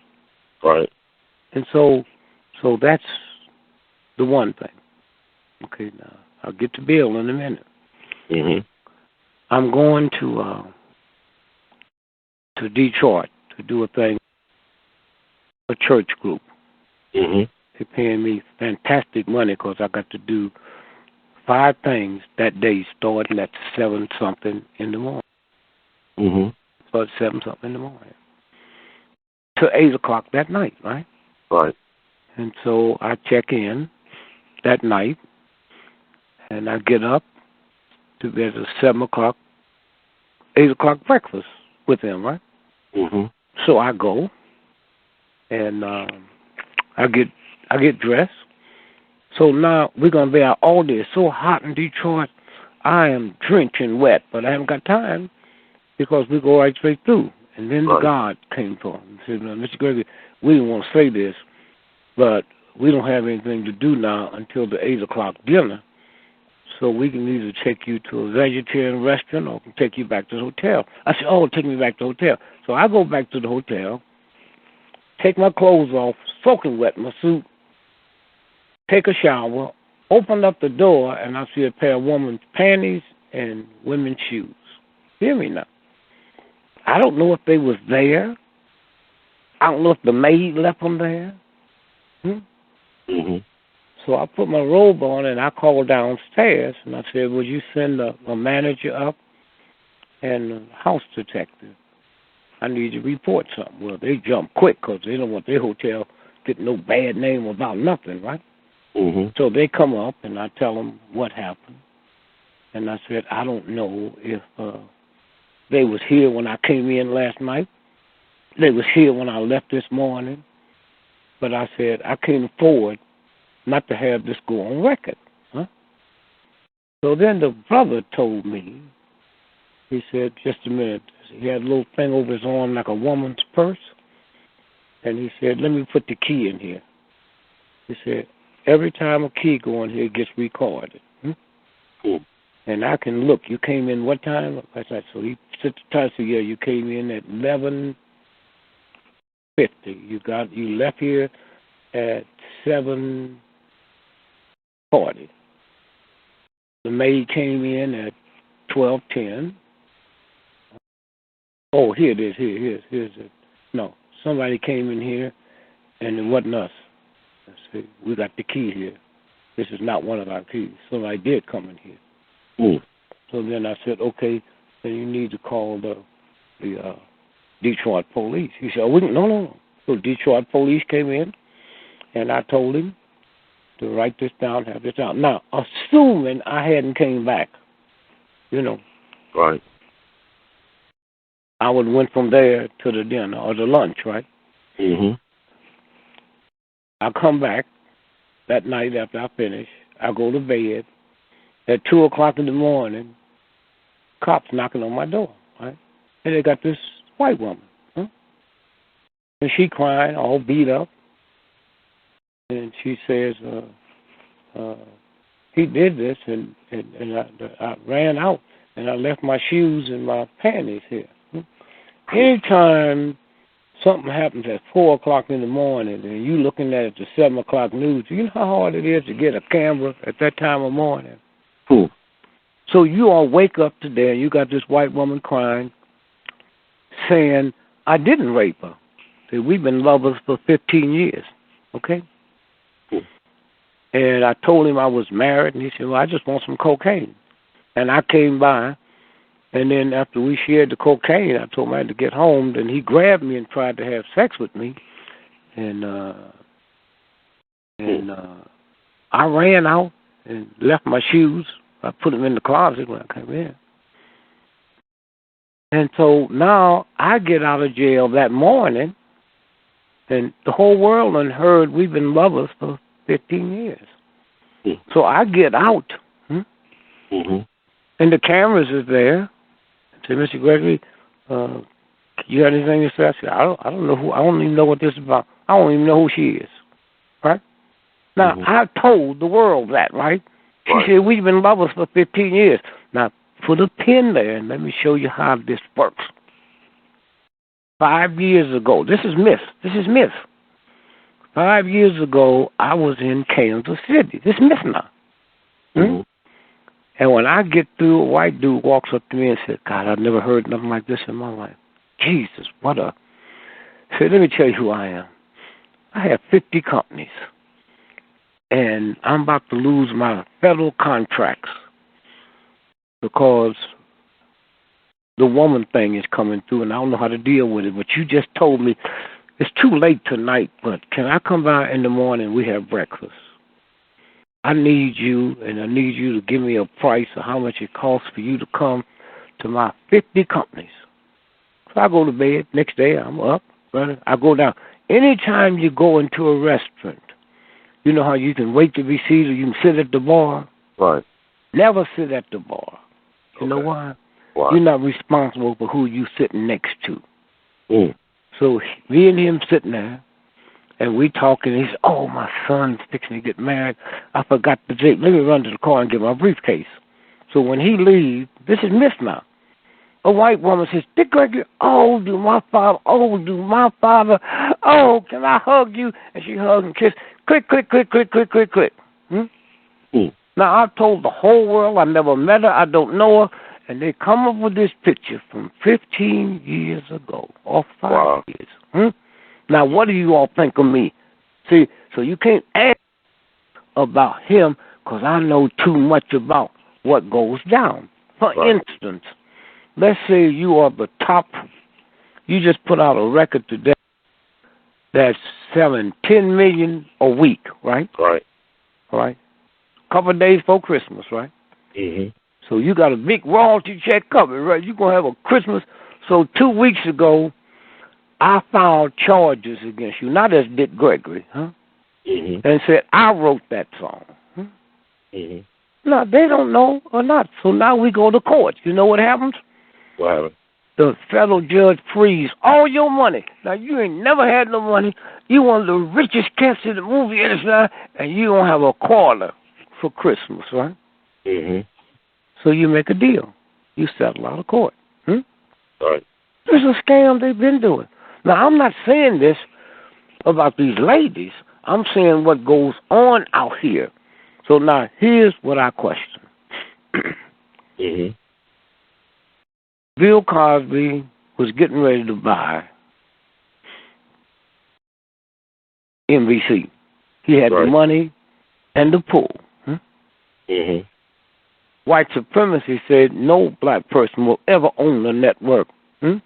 Right. So his son comes up dead. Mm-hmm. In California. He's driving on the highway. Gets a flat. They say it's robbery. Who gonna rob somebody on the highway where a car's doing 80, 70, 80 a month? Huh? Right. So they say he pulls off the highway and calls this woman friend of his, right? Mm-hmm. She shows up in high heel shoes, miniskirt, and a mink coat, right? Mm-hmm. The high help him change the tire. What they didn't know, this Mercedes had the technology. You got a flat, you push the button, and it changed its own tire. Mm-hmm. Now, ask a question. How is it Bill Cosby's son was killed and he can't do no Jell-O commercials no more? Mm. Is that mean, man? Mm. He can't do no more Jell-O commercials? I mean, think about that, huh? Mm-hmm. That is really out of your mind, right? Right. Okay, so now, no NBC. Mm-hmm. So now, the word I got from my people in Europe, he's getting ready to make another big deal. Now, who told the world about him this time? Was it the black comic? Yeah, Hannibal Buress. That's who they blame it on. Yeah. No. I'm talking about who did you see? You know who they blame it on. Huh? Right. Him. Did a whole act, right? Right. Most people ain't never heard of him around the world, right? Right. Have you seen him in the last 3 weeks? No. Okay, see how they do it? They will start it off with a black man, because you can't say this is white folk trick. Right. He gets out there. If Hannibal Buress came up dead tonight, most people around the world would think, who put the hit on him? Mm-hmm. Who? Bill Cosby, right? Right. I thought, okay. yeah, definitely. If Bill Cosby came up dead tonight and a suicide note, how many people wouldn't believe it, huh? That's true. Okay, so I'm not saying what they're saying is not true. I'm saying this. Why are all these women coming out Mm-hmm. when it's too late to get any money? Right. And why didn't you come out before? Yes. Now, watch this. Okay. When they came out, the girl came out, she's 15 years old, Mm-hmm. at the Playboy Club, huh? Right. Crazy. Mm-hmm. And Bill Cosby took her and her friend. Oh, it might not be crazy, but say you 19, huh? Right. The next day, the LAPD, and if you didn't see that, you need to pull that. The LAPD say they're gonna investigate Bill Cosby and Hugh Hefner. Okay, now listen to this now. They said that. Mm-hmm. And we got a few minutes. You can pull that up while I'm talking. Yes, this sir. is the head of the police department, huh? Of the L.A. Police Department, huh? Yes, sir. Yeah, I see it. Yeah. Huh? It's New York Daily News on December 7th, 2014. LAPD to search Hefner estate during Bill Cosby investigation. Okay, now you heard that, right? Right. 2 days ago, pull up what he said. They have no evidence to proceed with an investigation. This is what his wife was talking about. That ran all over the world. Right. Now, here's the problem with this. The head of the L.A. Police Department, you know how many lawyers they got? More than God, probably. Huh? More than God. All right, no. You mean the lawyers couldn't tell him the time had expired? Huh? That's what he said. We passed the time that we could investigate this case. Wow. Because of the statute of limitations. No, listen to what he said. You just read. What did he say when you first read it? They were going to investigate Hugh Hefner's estate. Looking for what? Evidence. Okay, no. That happened, 30 years ago? Right. I was thinking. This fool. See, when this stack map just listen to what he said. Now, all of them said he gave him pills, right? Right. But nobody knew what the pill was, huh? But most of them said he didn't have nothing to do with it. How do you know if you're unconscious, huh? How do you know if you're unconscious, huh? That's and that's a good question that Whoopi Goldberg raised towards Beverly Johnson on the show about were you concerned about the type of drug it was? Why weren't you concerned about the type of drug? Why didn't you go to the hospital? You heard what she said, didn't you? Right. I think I've had every type of drug you can have. Thank you. I'm glad you said it. But, also I want to ask you this as well. Wait, no, this is important. Oh, yes, sir. I knew something was happening to me. She said I had every kind of drug and called him an MF on the front page of the New York. Vanity Fair? Huh? Vanity Fair? Or you talking about... No, the front page the other day of the New York, either the Daily News or the New York, the New York, what is it? Times? Not the Times. No. The Daily News. No, I know Daily News. And what is it? The Post. The Post. New York Post. Yeah, yes. Pull up one of them the other day where it says she called him a MF. This is the headlines, man. Uh-huh. Where she called him a MF. That was just a couple of days ago. Okay. No. And then she said, well, I got in the cab. I told the cab driver I just called Bill Cosby an MF. She might have. But that don't seem normal. You going to tell a strange cab driver? Right. And then she said she called his house 2 nights later. Right. And his wife answered the phone. Right. And she said, Bill's in bed asleep. Matter of fact, we in bed together. That sounds strange for a wife to say, right? Right. Me and my husband's in bed together. What does that mean? Huh? Right. And so now, did that thing come up yet in the... Well, I was typing in NY Post Beverly Johnson,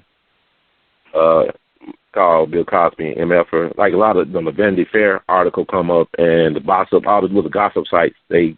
Well, don't worry about it. I'm saying it was the headline, so we can find that anytime. No, right. Don't. So here's what I'm saying. So I'm listening to this, and I got 7 daughters. Huh? Right. And I'm an entertainer. I know what entertainers do. Huh? Mm-hmm. They caught Charles Barkley in the car in the back seat having sex with him, and they let him go after he cussed them out. Huh? Right. Now, I would never say that on this show unless you could punch it up and pull it. It made the news. Right. So what I'm saying is it could all be true. But I'm looking at stuff. Now, what did they do? You think they're doing it for money? Hell no. Look, didn't NBC cancel his new show? Right. You know that, right? Mm-hmm. Did you know they had to pay him $50 million anyway? No, they ain't say that. I didn't know that. I didn't ask you. I said, did you know? No, sir. No, sir. Okay. Netflix canceled his show, right? You know they had to pay him $60 million? I didn't know that. Wow. Did you know the company that distributes his reruns of the Cosby Show? Mm. Did you know they canceled? Yes. All right. Now let me tell you. Bill has 51% ownership of that. Ed Weinberger, my friend, I'm the first guy he ever wrote for, and he had to go everywhere black I went, him and Jim Sanders. That's why he's one of the richest cats in Hollywood. He wrote so many black shows. He also wrote for Johnny Carson. He wrote Mary Tyler Moore. He wrote Taxi. The money just flows in, right? Right. And so, and then everybody that was on that show, the children and everybody, that's grown now, do you know when them reruns run, every time it runs, they get $1,000 per show? Mm. Okay, now wait a minute now. It runs a minimum of 30 times a day, or maximum of 50 times. So if your daughter, if you was a little boy, if you was on the show every day, you guaranteed $30,000 or $50,000. You know how much investment you have now that that's cut off? How you gonna pay them notes, man? Damn. This thing is huge. Wow. So what I'm saying is the women, where they getting the money, they might be there. They ain't saying where they're getting the money from.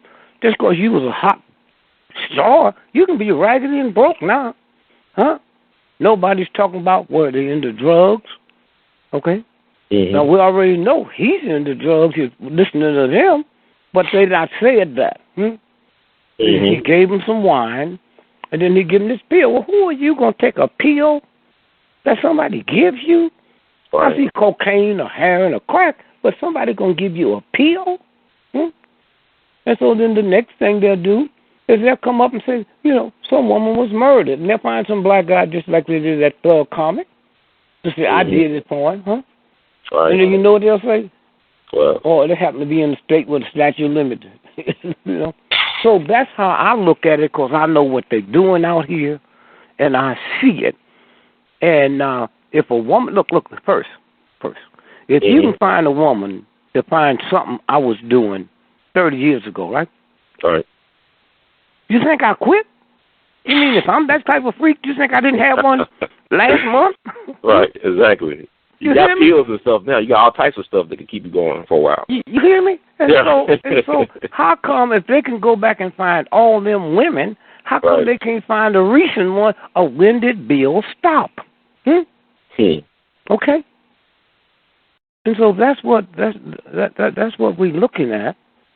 Now, it might come out to be true, but they got to come out with some better stuff, and they're coming out. Now, finally, before we finish, we're getting ready. Now, all the stuff we missed, get another done. I'll give you the stuff that Brother Derek Muhammad, our good friend, he said the project is called the Boston Project with Quaker Oats.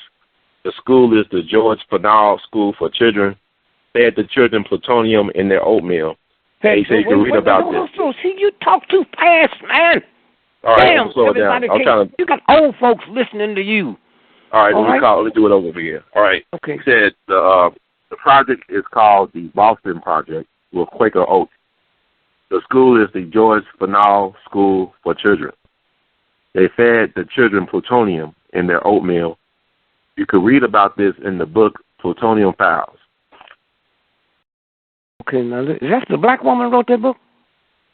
I'm not sure. I could look it up. But also, with the Kellogg's piece, too, I found some recent stuff about the GMOs with the corn.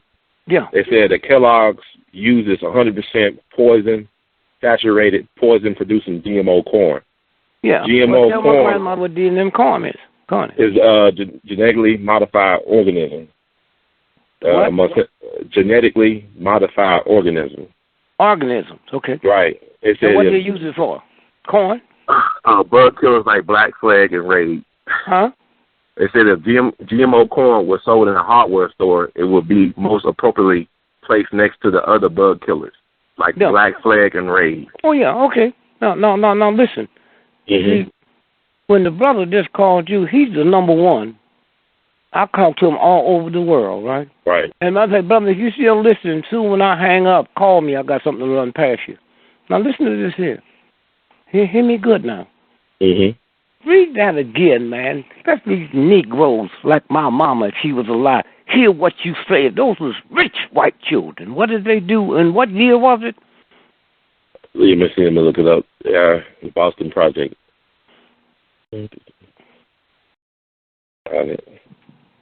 The one you just finished reading. Yeah. That Darren sent you. Yeah. You threw it away that fast? No, I didn't throw it away. He just sent it to me. He didn't send me a link or anything like that. That's Well, what were you reading just now? He read a note he gave me. He gave me a note. Well, what'd you do with the note? In the early 1950s, the Boston Project in the early 1950s. Slow up, man. You got people there trying to write it down? Yeah, but like the Boston Project in the early 1950s, some experiments with radiation on people. Go ahead. Yeah, I'm trying to. Well, let me tell you something. We'll deal with it. I got it. In the 1950s, mentally retarded students were given permission by their parents to belong to the science club at the Fennell School in Waltham, Massachusetts. They were fed radiation with the cereal to identify the pathway of nutrients in the human digestive system. The tests were carried out by the Quaker Oats cereal researchers from MIT. I won't read that part again. Now, wait a minute. Didn't I tell you MIT did Yeah, he told me. You told us. That would make Hitler blush. Did I tell you that? Yes, sir. You told us. The proof is in the oatmeal. Well, Quaker Oats wanted to prove that nutrients in their cereal travel throughout the body so they could win an advertising war against cream of wheat, their largest competitor. Okay. Quaker Oats hoped that traces of radiation would help them to identify the rates of absorption and elimination of the nutrients. Okay, now hold it. Let's do me a favor. Do me a favor. Okay. Do me a favor. We will have Brother Darren on because there's still something that they did in the 1920s. Right. With that same school, okay? But I just wanted poor white folks and black folks to know they do this to rich white folks. They don't care. So you know if they do it to them, what they doing there, and that was in the 50s. The one I was talking about was in the late 20s. Right. And they also said they settled a lawsuit on December 31st, 1997. Quaker Oats settled a lawsuit, and 30 of the students were awarded an overall settlement of $1.85 million. $1.85 million. Yes, sir. And so again, I'm saying when you look up here and think about black folk killing, oh come on, y'all, And so, how much time I got? We kind of ran a little bit over, but I had got some callers that want to talk to you right quick. I don't know if you could take calls right now. Yeah, but before I do that, let me do this here. Okay. About Christmas, right? You heard of Jolly Old Saint Nick, right? Right. Jolly Old Saint Nick. So that means his name was Nicholas, right? Right. But he became a saint, right? Right. So who is he? He was one of the richest cats in Europe. And every year during the holidays, he gave all his money away. That's why he became a saint, okay? Jolly Old Saint Nick, okay? Now, Santa Claus, the chimney man, right? Right.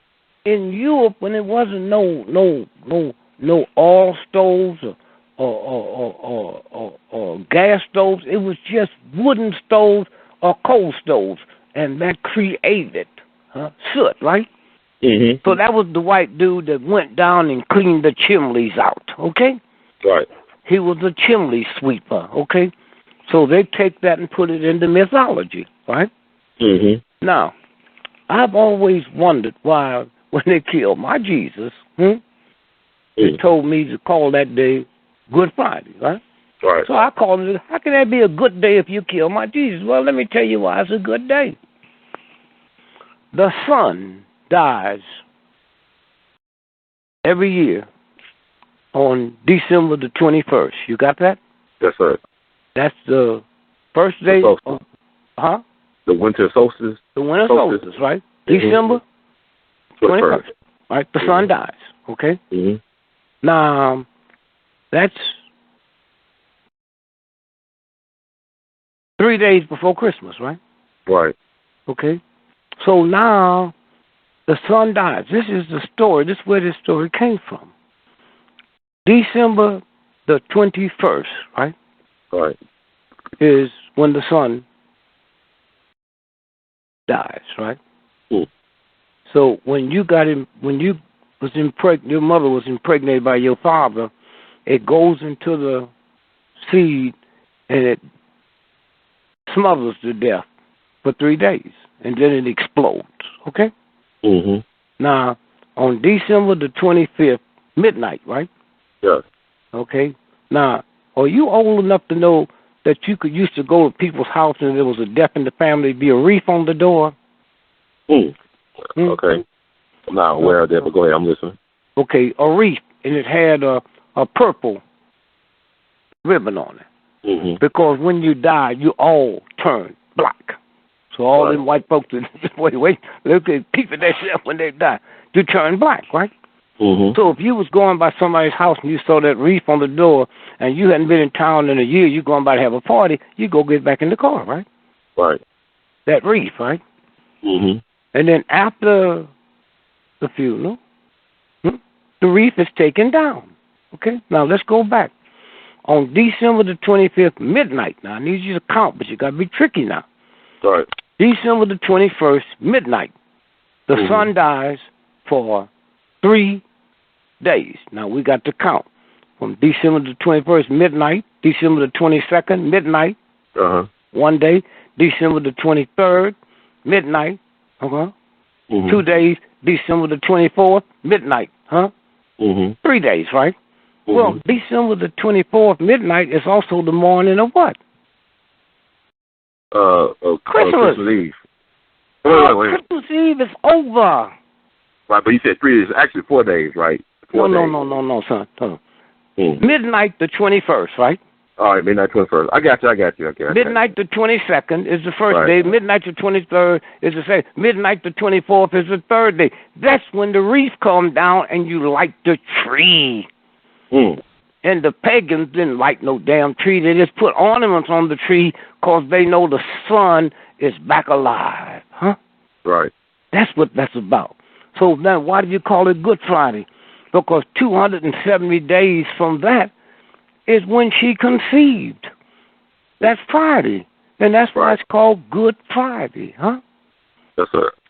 And so anyway, I'm saying when you sit and you look at all of this, now what we need to, you got some people want to call. Okay. Yes, sir. I will make it quick. And y'all can make it quick. They don't need to make it quick. Are you sure? I mean, okay. Mm-hmm. All right. I take the first caller, 313. You on the air. Welcome to We All Be. How you doing, Brother Ron and Brother Dick? Fantastic. Can you talk a little bit louder so I can hear you better? I'm sorry. Can you hear me better now? I hear you good now. Real good. Okay. I'd just like to say I hope that God and my mother and father keep blessing you and Brother Ron with long life. Thank you. Brother Gregory, I had a question about I noticed that you mentioned the name Jim Jones. I want you to tell me what was the connection between Jim Jones and that brother Mark Lane. Was he tricked to be his lawyer, or was it something else going on with him? No, I was supposed to go over there with him, and I was in jail. Now, let's go back. Jim Jones was government. They was testing out something. You know, when Hollywood get through the movie, they say it's a wrap, right? Right. Right? Okay, here's where they mess up when you look at it with your spiritual eye. They said Jim Jones was so upset because the congressman was there, right? Right. That everybody was going to die, right? Mm-hmm. So he fixed poison. Okay? You hear me? He put poison in the Kool-Aid, right? Right. Now, let me tell you something. That works for people, but the dogs and the cats drink the Kool-Aid. A dog and cat ain't going to drink no Kool-Aid with nothing in it. That's along with cyanide in it. See how they mess up? Now, Jim Jones was found dead, okay? Shot himself in the left side of the head, and he right-handed. You know how hard that is to do that? And then they found the gun 300 yards away from him? Huh? Now, when I heard that, I was renting a charter plane to go down there and check out Mark Lane. And then that's when his wife called me and said he's okay, right? So then I called my friend Francis Johnson the next day that ran the company for him in San Francisco. You got that? Huh? I said, hey, girlfriend, what's up? What happened? She said, I can't believe it. My mother and my daughter's dead, but I can't believe. Now listen to this, man. She said, but I'm just glad she had peace for a few minutes before she died. It's talking about the whole time she's with him now. So I said, well, tell me what happened yesterday. When you talked to him, I talked to Jim Jones yesterday morning. He called and put his monthly order in. $250,000 worth of supplies. Do that sound like somebody's getting ready to kill everybody? Huh? No, sir. Okay, now watch this.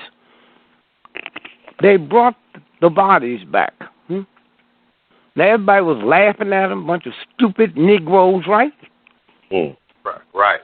They brought them bodies back to Dover, Delaware. You see, if an American is in Europe and die, have a stroke or heart attack and die or get murdered, they bring those bodies back to Dover. Anybody American killed east of the Rockies, you come back to Dover. Anybody killed west of the Rockies, anywhere in the world, you come back to the Oakland Navy Depot, okay? So when that happened, I called a friend of mine And I said, can you get somebody on the Delaware? The military depot, whatever you want. So we got pictures, huh? Mm. They said they shot themselves in the arm with the needles, huh? Mm. Where the shots were was too far for you to get your hand up and shoot it.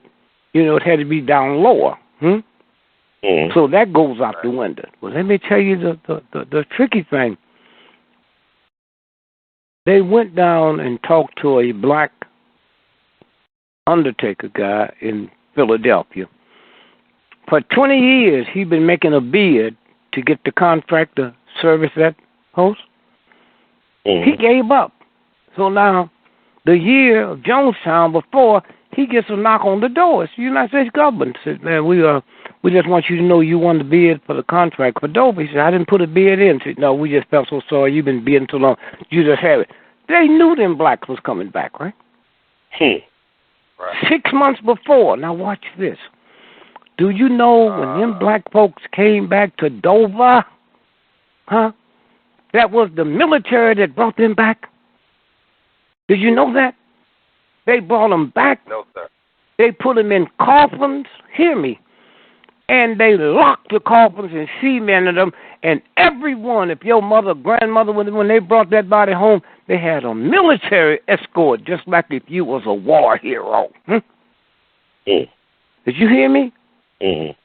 And they went there to see to it those coffins was put in the grave, and that grave was covered out, or you could have them cremated. That's how vicious this is. So what we know now is the country right next to it, which is 2 miles, they dropped tear gas and put everybody out. Then they injected them. That's how the dogs and the cats. Ain't no dog. You can't get a dog to drink Kool-Aid. Okay? You can't get a dog, unless the dog is real thirsty, you know, the water that come out the faucet with the chlorine and fluoride, they won't drink that. They'll let it sit in a bowl. You can put it in a bowl for a dog. They'll let it sit there until all gas goes up to a high level. So I tell people who don't want to buy bottled water, say get you tap water and sit it on the floor if you got a dog or a cat, and don't you drink it till you see them drinking. No, so that's what that's about. The government paid for it. You know, they made these white folks and black folks think them was fools, and that was an experiment. That was an experiment. And then after it was over, they said it's a wrap. It's a wrap. Yeah. All right, so we got another caller, Eric Cole. Thank you, brother. Yeah, thank you, brother, for that. That was a great call. I get this. Eric Cole 212, you on the air. Welcome to We All Be. 212. Let's move on. Got Eric Code 401, y'all on the air. Welcome to We All Be. How you doing, Brother Ron? How you doing, brother? How you doing? What's your name? Wayne Barboza. Hey, Brother Wayne, how you doing, man? Yeah, go ahead. God bless you, brother. Dick Gregory. Peace and love to you, and happy holiday. Oh, I'm so glad to get in touch with you. I don't know what kind of time is left on the show. I actually thought the show was over. It's overtime a little bit, but go ahead. Go ahead, keep talking. I hear you. Go ahead. I'm going to jump right. I'm going to jump right into it because I'm not used to these phone calls. Mm-hmm. Brother Gregory, you lived in Plymouth for a period of time. I still live there. I still live in Plymouth. What? I still live in Plymouth. I didn't hear you. That's the way I understand it. I work on a project. I've been working on it for 14 years, and I know you know more about it than I do. Mm-hmm. It's called the Parting Ways Project. The what? Parting Ways Project. Parting Ways. Tell me about it, because they got stuff listed under different names. I understand, because I'm an elder myself. Back in the 60s, a settlement in Plymouth was discovered, and architects dug it up, and they started. Does that ring a bell? No, I can't hear. I didn't hear what you just said. Yeah, you broke up a little bit. Huh? Also, his voice broke up a little bit. Yeah. So what did you say now? Okay, I'll try again. Back in the 60s, yes, a settlement of African American veterans that fought with George Washington yes, was given Lincoln. Are you familiar with that land? Yes, Okay. I understand that you had a little involvement with it when it first was discovered. You know, I know the young lady that did it. I was going all over the world then, and doing different projects. But I remember I was there when they did it. I know the black photographer and all that. Well, I'm working with the project. We got the land back for a memorial to build for these patriots. And just recently, we were inducted into the Congressional Black Caucus of Veterans Brain Trust. Right. And the Department of Interior and a whole bunch of people, sure. big shots, so forth, all endorsed and ready to negotiate on what to do with the land. Now, for 14 years, I haven't been able to really speak. I'm the vice president of the nonprofit aspect that owns the land. Okay, and let me catch my mind straight. Take your time. Because this is 30 years in the making, and 14 years of my life. And I raised 13 children, so I'm at the end of the rope. I have to succeed right away. And what I'm trying to accomplish is to build a memorial there, but not a dead memorial, a living memorial. We're planning on taking 5 acres of the land that we got back and doing aquaponics and hydroponics, etc., and a research center, a learning center there. So there's a big political debate that goes way back to the Plymouth nuclear power plant, Bechtel. And with the caucus and Kennedy and all them guys were involved, right? Yep. Okay. Now, I know I can't put this into this a short time. And that's well, here's what we do. Let me tell you what we do. The brother, he'll give you where to get in touch with him, and you send the information to him. We will get together with Derek and some other folks and some women. But now remember, real quick, what would you like to do? Well, at this moment, I wouldn't want to talk on the phone because... No, I just said, what would you like to do? Didn't you say something about a memorial? Yeah, we want to develop... Didn't you just tell me that on the phone? Yes. So that's all I asked you. What would you like to do? I would like to develop that land. Okay. Now, do you have to get licensed? Do you got to get permission? No, we have everything in place except for the professional and the finances. No, you're not hearing me. When did you get the permission and the license to do that? We've had it for over 30 years. All right, now you better look and see if they... No, hear me. Look and see if they're expired, okay? 1965. Huh? 1965. What about? That's when the corporation received the land and title. I didn't say that. No. See, you're not hearing me. You think this is just an ordinary... I'm saying look and see have that expired, because if it have, you ain't getting no more license, okay? That's all I'm saying. Huh?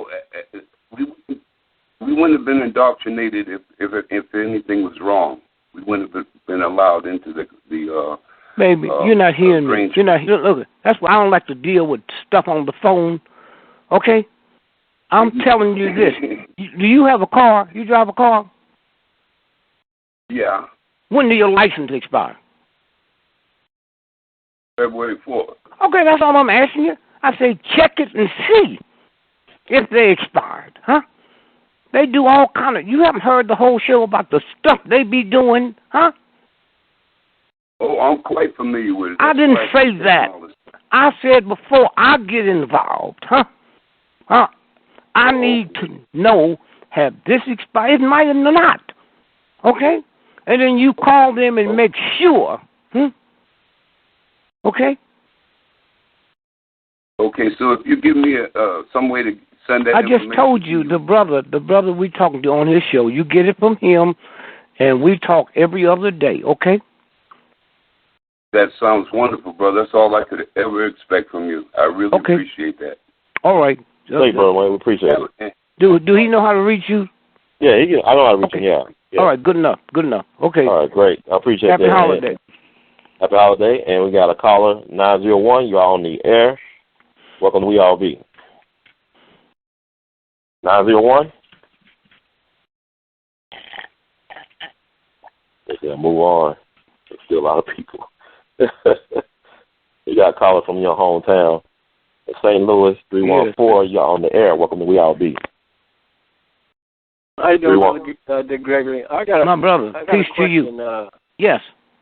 You too. So you did a show a month or so ago. I listen to everything you do on YouTube and everything. I follow Brother Ron and all that. But you did a show on AIDS, and I found it hard to believe. I finally came across this guy named Dr. Sabi, and he was saying how he cured AIDS and cured all this type of stuff. And you and him had a seemed like a tit for tat about.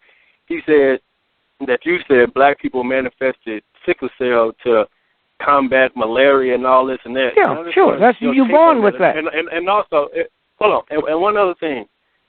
Now you say you're Uncle Tom or whatever. I mean, not whatever, but if you say you're Uncle Tom, and it was on another show you said that you're not going to say certain things on the phone or on the show. And I'm figuring, like, what do you have to lose, or it just seems a little disingenuous if you're keeping. Let me tell you something. Wait, hold, bro. Let me tell you something. If you have something to say, I mean, I'm not. I'm trying to be, condescending or anything. You know how many agents call me up when I'm on the phone talking that crap you talking, huh? All right. I just didn't know they use St. Louis. Listen to me. Hear me. Okay? I know stuff that if I told you Americans would start committing suicide. Okay? All right. But why don't you let it decide? Because that sounds like some Area 51 type stuff, like they keeping stuff where they have so many secrets and we don't know what to believe. But if you have some pertinent information, I mean, what do you have to lose? I mean, just let us know, like NBC. Let me tell you something, son. Let me tell you something. I know stuff. No, wait. Will you shut up and let me talk? Huh? Yes, sir. I know stuff that if I said it on this show, it would discredit me, huh? And if you hear me talk, I will never say when Kennedy was. Are you still talking? No. Can I meet? Well, let me meet you. I want to know. That's why I want to ask Obama or somebody like that. Like what? Like, have he seen an alien or you know what? Let me tell you something. Stuff that you hear about. You know the good part about shows like that. Well, tell me then. I ain't gonna tell nobody. Anybody can call. Crazy people in jail. So I don't know which one you in, but I'm through with this here. Okay. All right. We'll move I on. go all over the world. I'm with top researchers. We know stuff. You heard stuff on Jonestown you ain't never heard tonight, okay? And then you going to call me up and question me about some stuff, huh? And then going to get belligerent about it? I'm going to tell you what. I wouldn't sell you an ice cream cone. This is my stuff with researchers, and we put it all together, and we're glad we got places we can give it out where people can hear it, and then they go deeper in it. Now, the last thing I'm going to say to you is this, huh? There was a psychic, was known as the #1 psychic in the world. I always tell people, when you go to St. Louis, sit your watch back 3 hours. Now listen, here's Gene Dixon. Mm-hmm. Man, would you punch this up while we're talking? Okay. Gene Dixon, 18 months before Kennedy went to Dallas, huh? Before Kennedy went to Dallas, huh? Mm-hmm. Okay? He did a column and said, I see dark clouds around JFK's head. Don't go to Dallas. He wasn't even booked to go to Dallas. Right. Please, Mr. Kennedy, do not go to Dallas, huh? Mm-hmm. Now, 18 months later, he gets shot, okay? Right. Now, she runs the column again all over the world. And you know what they found out? What? We found out she's on Hoover's payroll, and Hoover give her targets 18 months to 2 years before it happened. If my mother was alive, she'd think that went sent at the right hand of God, okay? Now, let me tell you this. His car was never supposed to go down Elm Street till 30 minutes before it was ordered to make that change. Simple. How did Oswald know to get a job at the book depository on L Street if it wasn't supposed to go down there? Okay? All right? So we sit here and we do stuff. We watch stuff. We know what we can say on a radio show. Okay? And we know what we can say in private meetings. Okay? Didn't you hear me tell that brother before you to get in touch with him, and then we'll have a meeting and we'll go through with it? And you sitting here talking about you want to meet with the president. I hope you take your pills before you meet with him. Okay? Thank you. Right. Also, I want to say with Jean Dixon, they also said that she actually predicted the death of Dr. King, too. I didn't hear you. They said she predicted the death of Dr. King as well. Kennedy and King. And he said, J. Edgar Hoover hated King, as we all know. Yeah. So that's interesting. I don't know he hated him. I know why he hated it. I'd never say this on the show. Right. Oh, okay. I got you. Okay, I got you. Brother Greg. So we're gonna move to the last thing. The last thing we'll deal with this. These white folks have been building cities in outer space. Now you think that little? I better not say that. That might sound like one of my cousins. They've been building cities. Wait, they've been building cities in outer space since 1963. They couldn't get them ready until they got the space elevator, because Queen Elizabeth, if they take her, Queen Elizabeth ain't getting on no rocket. They got space elevators. The elevator was put together at Florida University. What they call the Gators? What? The Florida, University of Florida. Yeah. Okay, and the other one, the rod that it goes up on was put together at Virginia Tech. Okay. Interesting. It's ready. Now, the reason I said I don't know if they're going to let Queen Elizabeth on it, because I want you to hear this, brother.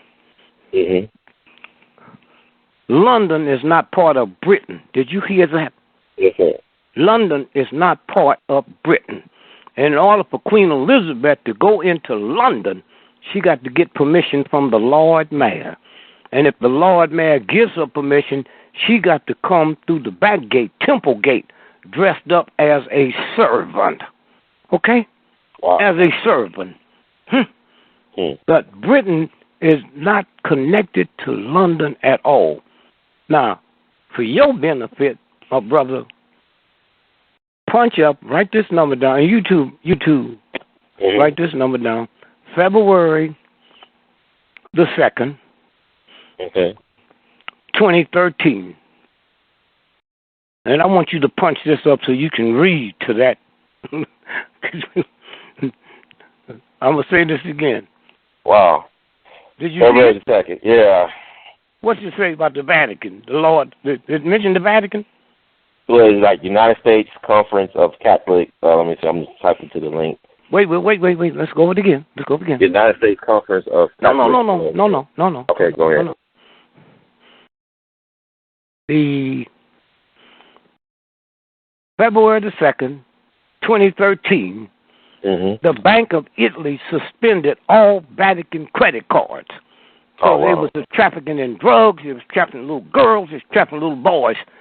All right, now listen, punk, listen to this and see what you're going to see. This is white folks telling you. Listen to it. Read it. You pull it up? Well, I didn't pull it up. So they had a conference. Just pull it up real quick. Quick. Not that a whole lot of stuff come up. I'm saying the February the 2nd, right, 2013, the Bank of Italy suspended all Vatican credit cards, okay? Right. And that should pop up real quick. Yeah. I'm looking at Money CNN, yeah. Okay, what's it say? What's it say? It says Vatican goes cash only after Bank of Italy suspends credit cards. Now, let me tell my brother there. There's so much stuff we know out here, man, that a lot of people ain't even qualified to deal with it. Okay? Okay? Okay? And we know I'm not going to come on his show and take advantage of his show. I'm not coming on yours and take advantage. I know exactly what I can say. And when you listen to us on these shows, if you really knew what we talked about doing commercials, so you going to call up talking about you want to talk to the president to see. Here's what you do. They made the president release his birth certificate, right? But there's a woman that was head of the... See, they didn't think she was going to release it, right? Okay? And so they could keep talking about it, right? Now, punch up on your computer, the woman that released President Obama's birth certificate, they killed her 2 weeks before last Christmas. Punch that up and see what come up. And then, brother, you hang up the phone and go to bed and go to sleep and try to sleep through everything. Go, pull it up when you get it. Yeah, health director who approved Obama birth certificate. Wait. See, you read too fast, man. Right, I'm just trying to get it in. Okay, go ahead. I'm saying there's people out there that want to write it. Okay? Okay, now do it. Okay. What did it say? It said health director who approved Obama birth certificate dies in plane crash. Okay? All right. And so, brother, if you could sit around the real table, not just some stuff. Let me tell you, when you're doing radio shows, I don't know when you came in. I don't know when you turned it on. Huh? Right. I don't know what parts you heard. This is theater, man. And I work the shows of the people I respect because of what they have, what they got, and a whole lot of stuff. When I tell them to get on the computer, that's not for my benefit. I've been knowing that. Right. I said, get on the computer. When you tell me Darren's called in, man, you in high cotton when you get a brother like that called in. Okay? All right, y'all. So, all right. Okay, we're going to move. Yeah, we got 347. You're on the air. Welcome to We All Be. 347. Just move on. And you scared them away, too. They went to sleep or something. 706, you got on the air. Welcome to We All Be. Hey, brother Gregory. Yes, sir, my brother. Peace and love to you. Hey, how you doing, man? This is family. Tyrone. Huh? Yeah, this is Tyrone right here. All right. Good. Yeah, my question for you is, first of all, my brother put me on, well, pretty much introduced you to me, and I've been following for about a good maybe 3 months. Come on, give me the question. All right, gotcha. All right. I want to get your opinion on the whole Independence Day thing and the real secret behind Mount Rushmore. Oh, I'm not even into that. I know some people I can call and get it. Okay. But wait, let me tell you. You got a pen, some piece of paper on you? I want you to look. I want to tell you something. You got a pen, piece of paper? Okay. Okay. Yeah. America's birthday is July the 4th. What? Oh, somebody help me. The year? Huh? 1776, right? Huh? Okay. Okay? All right. Now, what did I just tell you? America's birthday is what? July 4th, 1776. Didn't you ask me about Independence Day? I want to know what's the real agenda. No. I didn't ask you that. No, I didn't ask you that. You respect me like I respect you, huh? I know everything you talking about and more. Okay? All right. July the 4th, 1776, right? Right. Huh? That's right. Is that right? Yep. Okay. Washington didn't become president till 89. Did you know that? I did not know that. That's what I'm telling you now. Huh? Then who ran the country? It was 8 black presidents. The first 8 presidents of the United States were black men. Huh? Okay? All right? That's what I'm trying to tell you. Y'all call in, huh? And I take you to another level. And I was honest, Mount Rushmore. I've heard something about it, but I can look it up and got researchers can pull it up. I'm here to say, here's the level you go. But my mama wouldn't be able to take this level. She's the one that told me that told me that that Santa Claus was a white man, not the Ku Klux Klan. Huh? My mother didn't know that King James, she didn't know he was King of England. She didn't know that King James was such a weird, strange homosexual. He hated women so bad he killed his mama. And his lover was Lord Buckingham, who Buckingham Palace named after. Okay? So these are all I'm saying to you is you call me. I told you, Mount Rushmore, I can get that in 2 seconds, huh? I got researchers all over the world. I just call and say, give me this here. But I'll give you something simple. George, America's birthday is July the 4th, 1776, and Washington didn't become president till 1789. Who ran the country? 8 black presidents. Yeah. Huh? All right? Okay, thank you. I appreciate it. Thank you. Thank you, sir, for that answer. And got another caller from, I think I know his sister, Sabrina Green. Welcome to We All Be. Hi, greetings. Girlfriend, God bless you and the family. Gregory. Yes. A blessing to you, too. Did you call me recently? Wow. I talked to you on Sunday. And well, I thought somebody called me and left a message. Yeah. That was calling you to let you know about with the Cuban 5 getting released. Yeah, but you told me. See, I didn't hear that. See, my phone blinked out. So when we hang up, would you please call me? Okay. The message was kind of blinked out. Okay. So we on now. Yeah. Okay. With Cuba and Venezuela and Chavez, one with CELAC, which was formed about this time a couple of years ago. And there was another program, I can't remember what the other program that Chavez formed with a lot of Latin America and the countries of CELAC. And so that then the anniversary of that is about this time of year, because I remember when he formed it in December. But with Chavez being killed, when he came back from Cuba, he was healthy. But the place that he was in Venezuela, there were 2 Air Force people.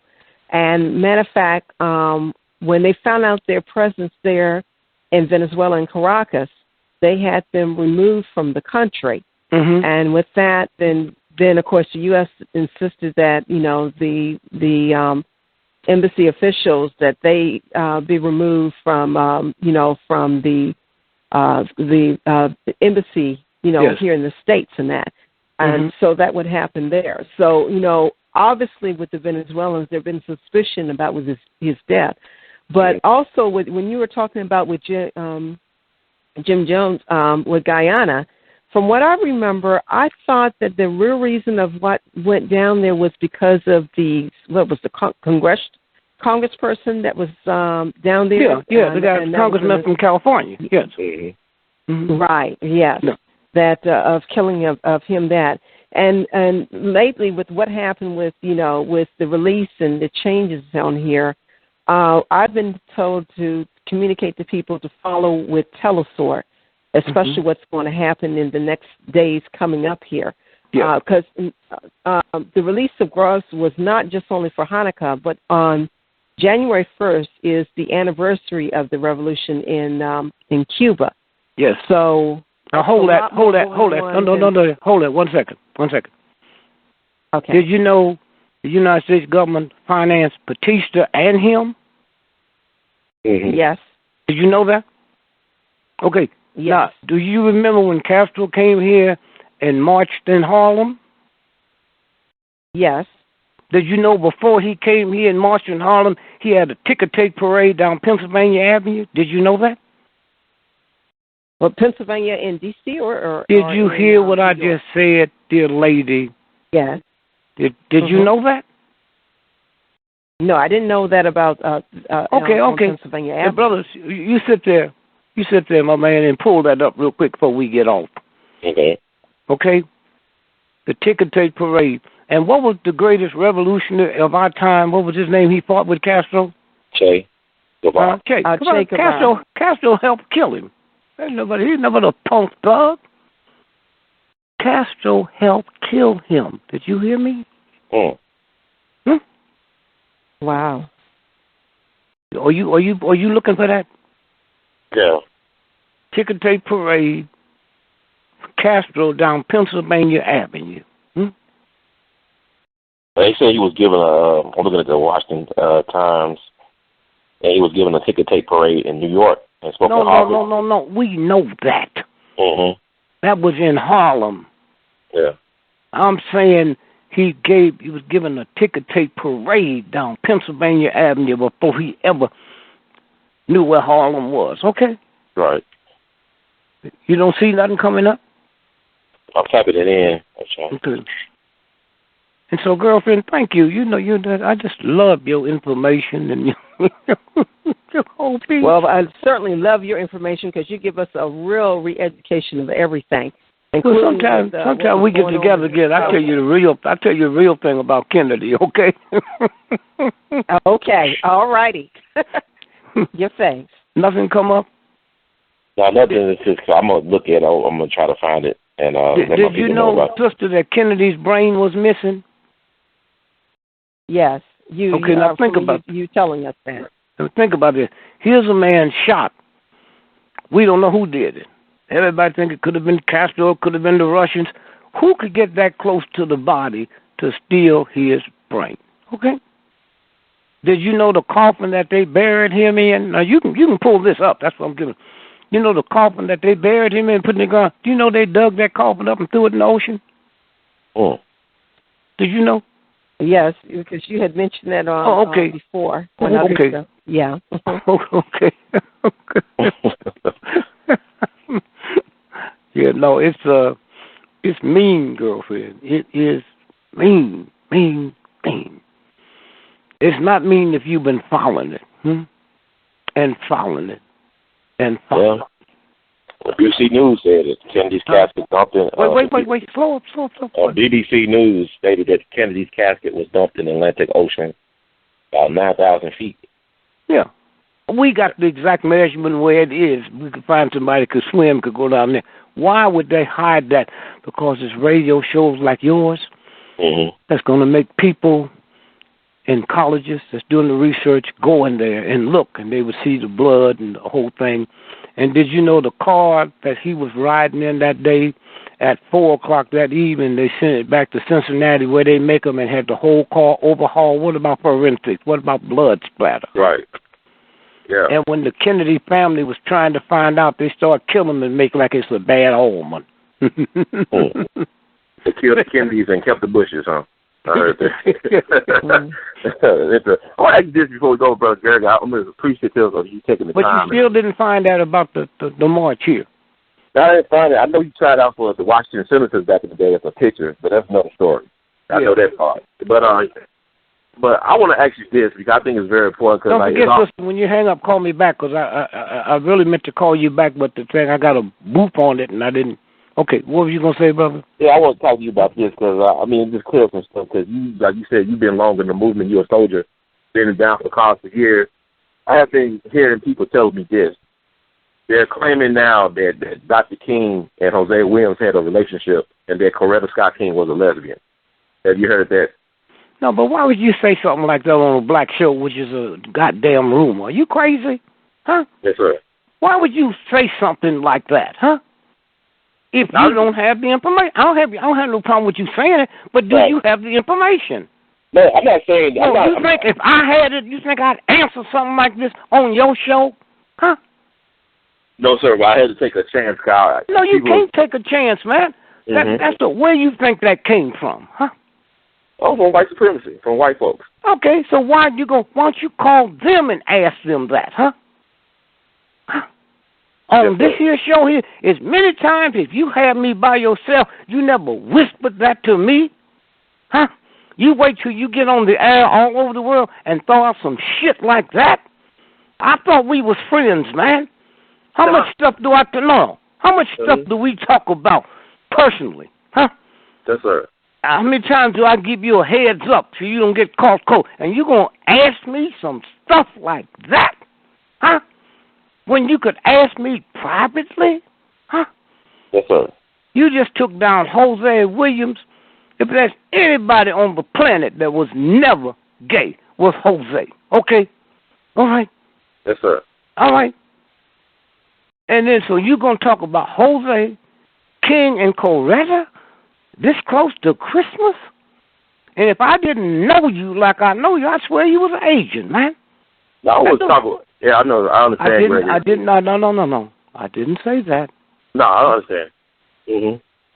I said as long as we know, you can call my house, you can call my wife. Yes, sir. You run that past me. Say, man, let me run this past you, huh? And I said, yeah, but we can't talk about it, huh? Yes, and sir. You just gonna hit me with some shit like that, cold, huh? And then I asked you, do you have evidence? No, sir. I don't have evidence. So you go on something like this with the whole world listening and going to ask me?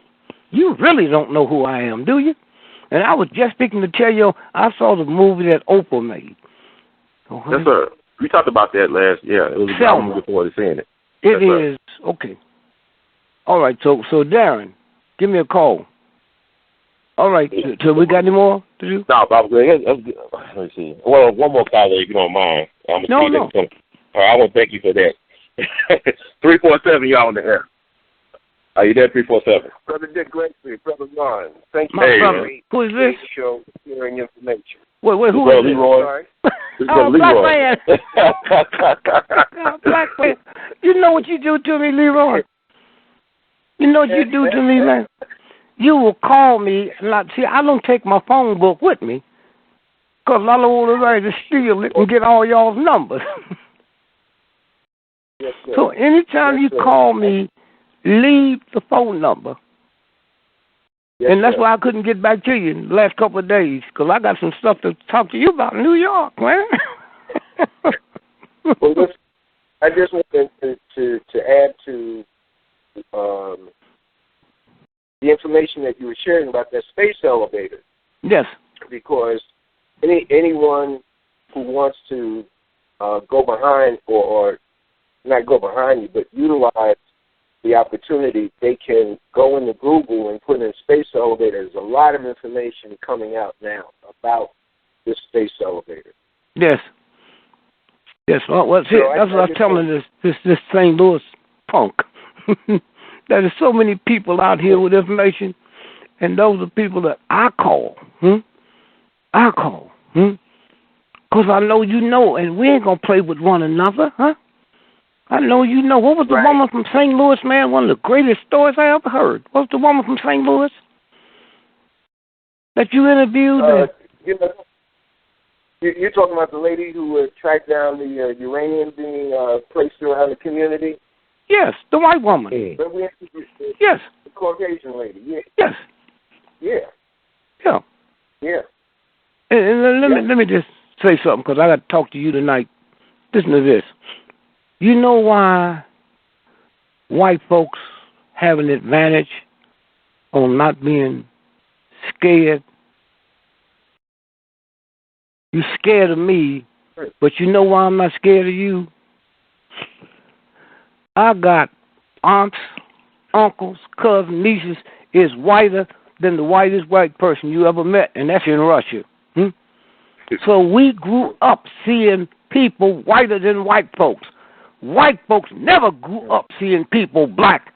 Now, until we get into the research and understand that instead of just talking about we can change this, they ain't never seen a black person but my mama acting like Beulah. We've always seen white folks whiter than white because it's in my family, okay? So why would I be scared of white? They never had that advantage, okay? And so when you take a white cop, any white man with all the privileges you can have in America, you got to be some kind of stupid to inspire to be a cop unless your father was a cop, his father was a cop, huh? Why would you want to be a cop, huh? That's a good job for me, because I get benefits, I get this, but for a white boy who could be president of the United States, when I see a white woman waiting tables, I say, what's a whole lot of white going to waste, huh? And so that's what it's about. Being a cop is a bad job. Now, let me tell you something. They talk about black-on-black crime. You know what they don't talk about? What? More cops die every year from suicide than killed in the line of duty. Did you hear me? Did you hear me? Mm-hmm. More, 90% of cops that get shot, it's by their own gun. All right, take it from them, right? Now, here's this. Police is the number one suicide occupation in America. You know who their second wives are? Whores, prostitutes. Now, you know why? You know why? The police was invented by the Egyptians. That's bull. Was invented by the Nubians. The Egyptians get credit for everything because they the lightest African on the continent of Africa. They didn't build no pyramid. The pyramid was built 6,000 years before there was an Egyptian on the planet, okay? Now, let me tell you what they did. They said they invented the cops. It's called conscience on patrol, okay? Conscience. You know what color your conscience is? It's blue. Okay? Red, call it the red light district, because red represents whores, the red light district, huh? You take a woman and open up her leg, that's red, okay? That's why it's called the red light district. When Hoover sent that prostitute out to sit Dillinger up so they could kill him, she was called a woman in red, okay? Right. All right? Now watch this now. So what the Nubians said, conscience on patrol. Have y'all ever been driving and look through your rearview mirror and it's a cab but look like a police car and you slow up? That's the conscience on patrol, okay? Then the white folk came in and got it and called it constable on patrol. See how it works? All right. Now, let me tell you how tricky this is. They call men in blue. One of the women on police department. Men in blue. Now, let me tell you something real low down. You got to get way up to deal with this. Every city on this planet Earth. What did I say just now? Everyone? Every city. All city cops' uniform have to be blue, or they'll come and shut that town down. The real people. Not you chumps out here.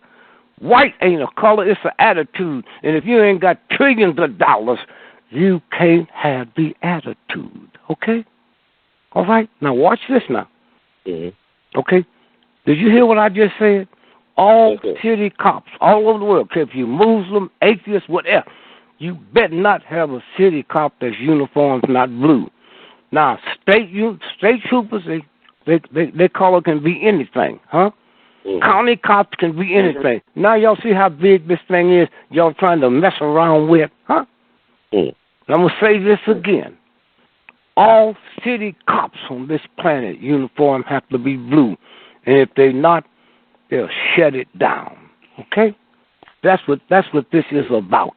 Okay? A whole system that was put together a long time ago with codes and codes and codes. Okay? And so then again, now why are the cops so crazy? They ain't born crazy. You know why they're so crazy? Why? If any of y'all listen to me had wallpaper on the wall with lead paint in it, okay? There's a possibility your children end up with lead poisoning, right? So what do you think happens to a cop that walks around with lead bullets wrapped around his belly? 8 to 10 weeks. It's crazy. The lead ran away. I know this, but the head of the police benevolent that always wanted to defend cops because of how bad they killed me, but they haven't gave them the research to say, hey, let me come in and bring you a check. You know how many billions of dollars they have to reach back and pay cops, huh? Because of this. And they've been knowing this. I'm going to say this again. Lead around your belt. That's why the old cowboys, y'all ever heard the word gunslinger? Right. That's cause the body, the gun sling down off their body so it wouldn't touch them. You ever heard of the dead eye? You got to be a dead eye shot. Right. Why? Because you couldn't carry no bullets with you because the lead would get in your body, okay? That's what this is about, huh? And they don't know that, okay? They ain't committing suicide because they talk about black on black crime. What about police killing themselves? How come nobody want to deal with that, huh? And so I'm saying there's so much information out here. Most of it you don't put out because you discredit yourself. Oh, the government would give me stuff to put out, knowing I'm talking to some folks that couldn't even handle it. Couldn't even handle it. I paid $2 million to research mother's milk. Did you hear me? Yes, sir. I wanted to pay $1 million to Steve bring me in the #1 authority on mother's milk. Tell him I'll give him $1 million. He called me up laughing. I said, what's wrong? He said, well, there's two people that's equally authority. I said, well, bring them both in. I'll give them $1 million apiece. Okay? So I bring them in, took them to a black hospital in New Orleans. Flint Goodrich. And they was asking me, why are you paying us this much money? Why are you paying us this much money to breast milk? I said, I don't know. If I knew that, I wouldn't pay you. I'd do it myself. So after the 2 weeks was over, let me tell you what I learned. Any of you men ever watch a woman nurse a baby? And any of you women that's nursed a baby, do you know if you're nursing it on the right breast, the left breast leaks? Y'all aware of that? That's not milk coming out. That's poison. That's how fast the universe works. If you worked in a bar or a nightclub or you smoke or someone in the house smoke or prescription medicine, ain't none of that no good. The universe leaks that out so the baby can't get it, okay? Now when they get ready to leave, I told them what I'm looking for. And until I spend all my money and can get another big car and spend it again, I don't need it, huh? Let me tell you. I said, here's what I'm looking for. If my mamas, every time I say that, you count. With my mamas, 1, mamas, 2, mamas, 3, mamas, 4, mamas, 5, mamas, 6, mamas, 7, mamas, 8. If my mama was the nanny for white babies, I'm trying to find out how many generations will it take of you drinking from that black titty before you become a Negro. That's what I was looking for, okay? Yes, sir. And had the money. Don't have to get no permission from nobody. Don't have to argue with nobody if it's right or wrong. What I care. I got the facts there. We over? I will ask you one more thing because somebody brought it up, and I'll let you go. I appreciate you spending this time because I know the situation. George Steeney was exonerated. George Steeney Jr. Are you familiar with that person? The name. He was put to death by the state of South Carolina back in June of 1944. He was just 14 years old. Right, yeah. And they just exonerated him yesterday, the state of South Carolina. I know. Yep. And that's kind of been under the rug, and somebody brought it up. Are they doing all this stuff as well to distract folks from the fact that people are fighting back against the murder of black people in the system? White supremacy. Well, when was he killed? 1944. And they just not take a long time to fight back, don't it? It does never take a long time. No. That's the family. The family. I don't know how you can feel good about it, but they did it, and that's anyway. Call Lil, and I told you Lil. Yeah, don't worry. I got you. I just want to thank you for spending this extra time. You didn't have to do this. I was trying to get you off the air. Not because I didn't want you on the air, but because, I appreciate you for doing what you're doing and keep on doing it, believing in it. My pleasure. Yeah. Thank you. And thanks for putting me back in my place. No, I didn't mean to do that. It's already out there now. It's already out there now. Soon when I hang up, I'm calling Martin Luther King III and tell him what happened tonight. Okay? Yes, sir. Because I know somebody's going to call me. Some people going to hang up believing it. Huh? And I'm not saying, is it true or not? No, I know. I know Hoover hated him because, because Hoover was in love with him. Huh? Okay, that's but I want to thank you, though. Yeah. Okay? Yes, sir. That's how creaky and we all knew Hoover was a Negro. Right, I know that definitely. Yeah, it's true. Yes. Born in Mississippi, and every Negro he had terrorized. If you mention this, all y'all gonna die. Thank you, babe. Yeah, thank you, brother. Love you too. Black man, New York, owe me a call. I'll tell Bro Leroy. I think he definitely gonna call you. I appreciate it, man. My lady, owe me a call. My brother from Maryland, owe me a call tonight. Brother Darren, Sabrina. Yeah. All right. Thank you, babe. Thank you. Thank you. Thank you. All right. Yeah.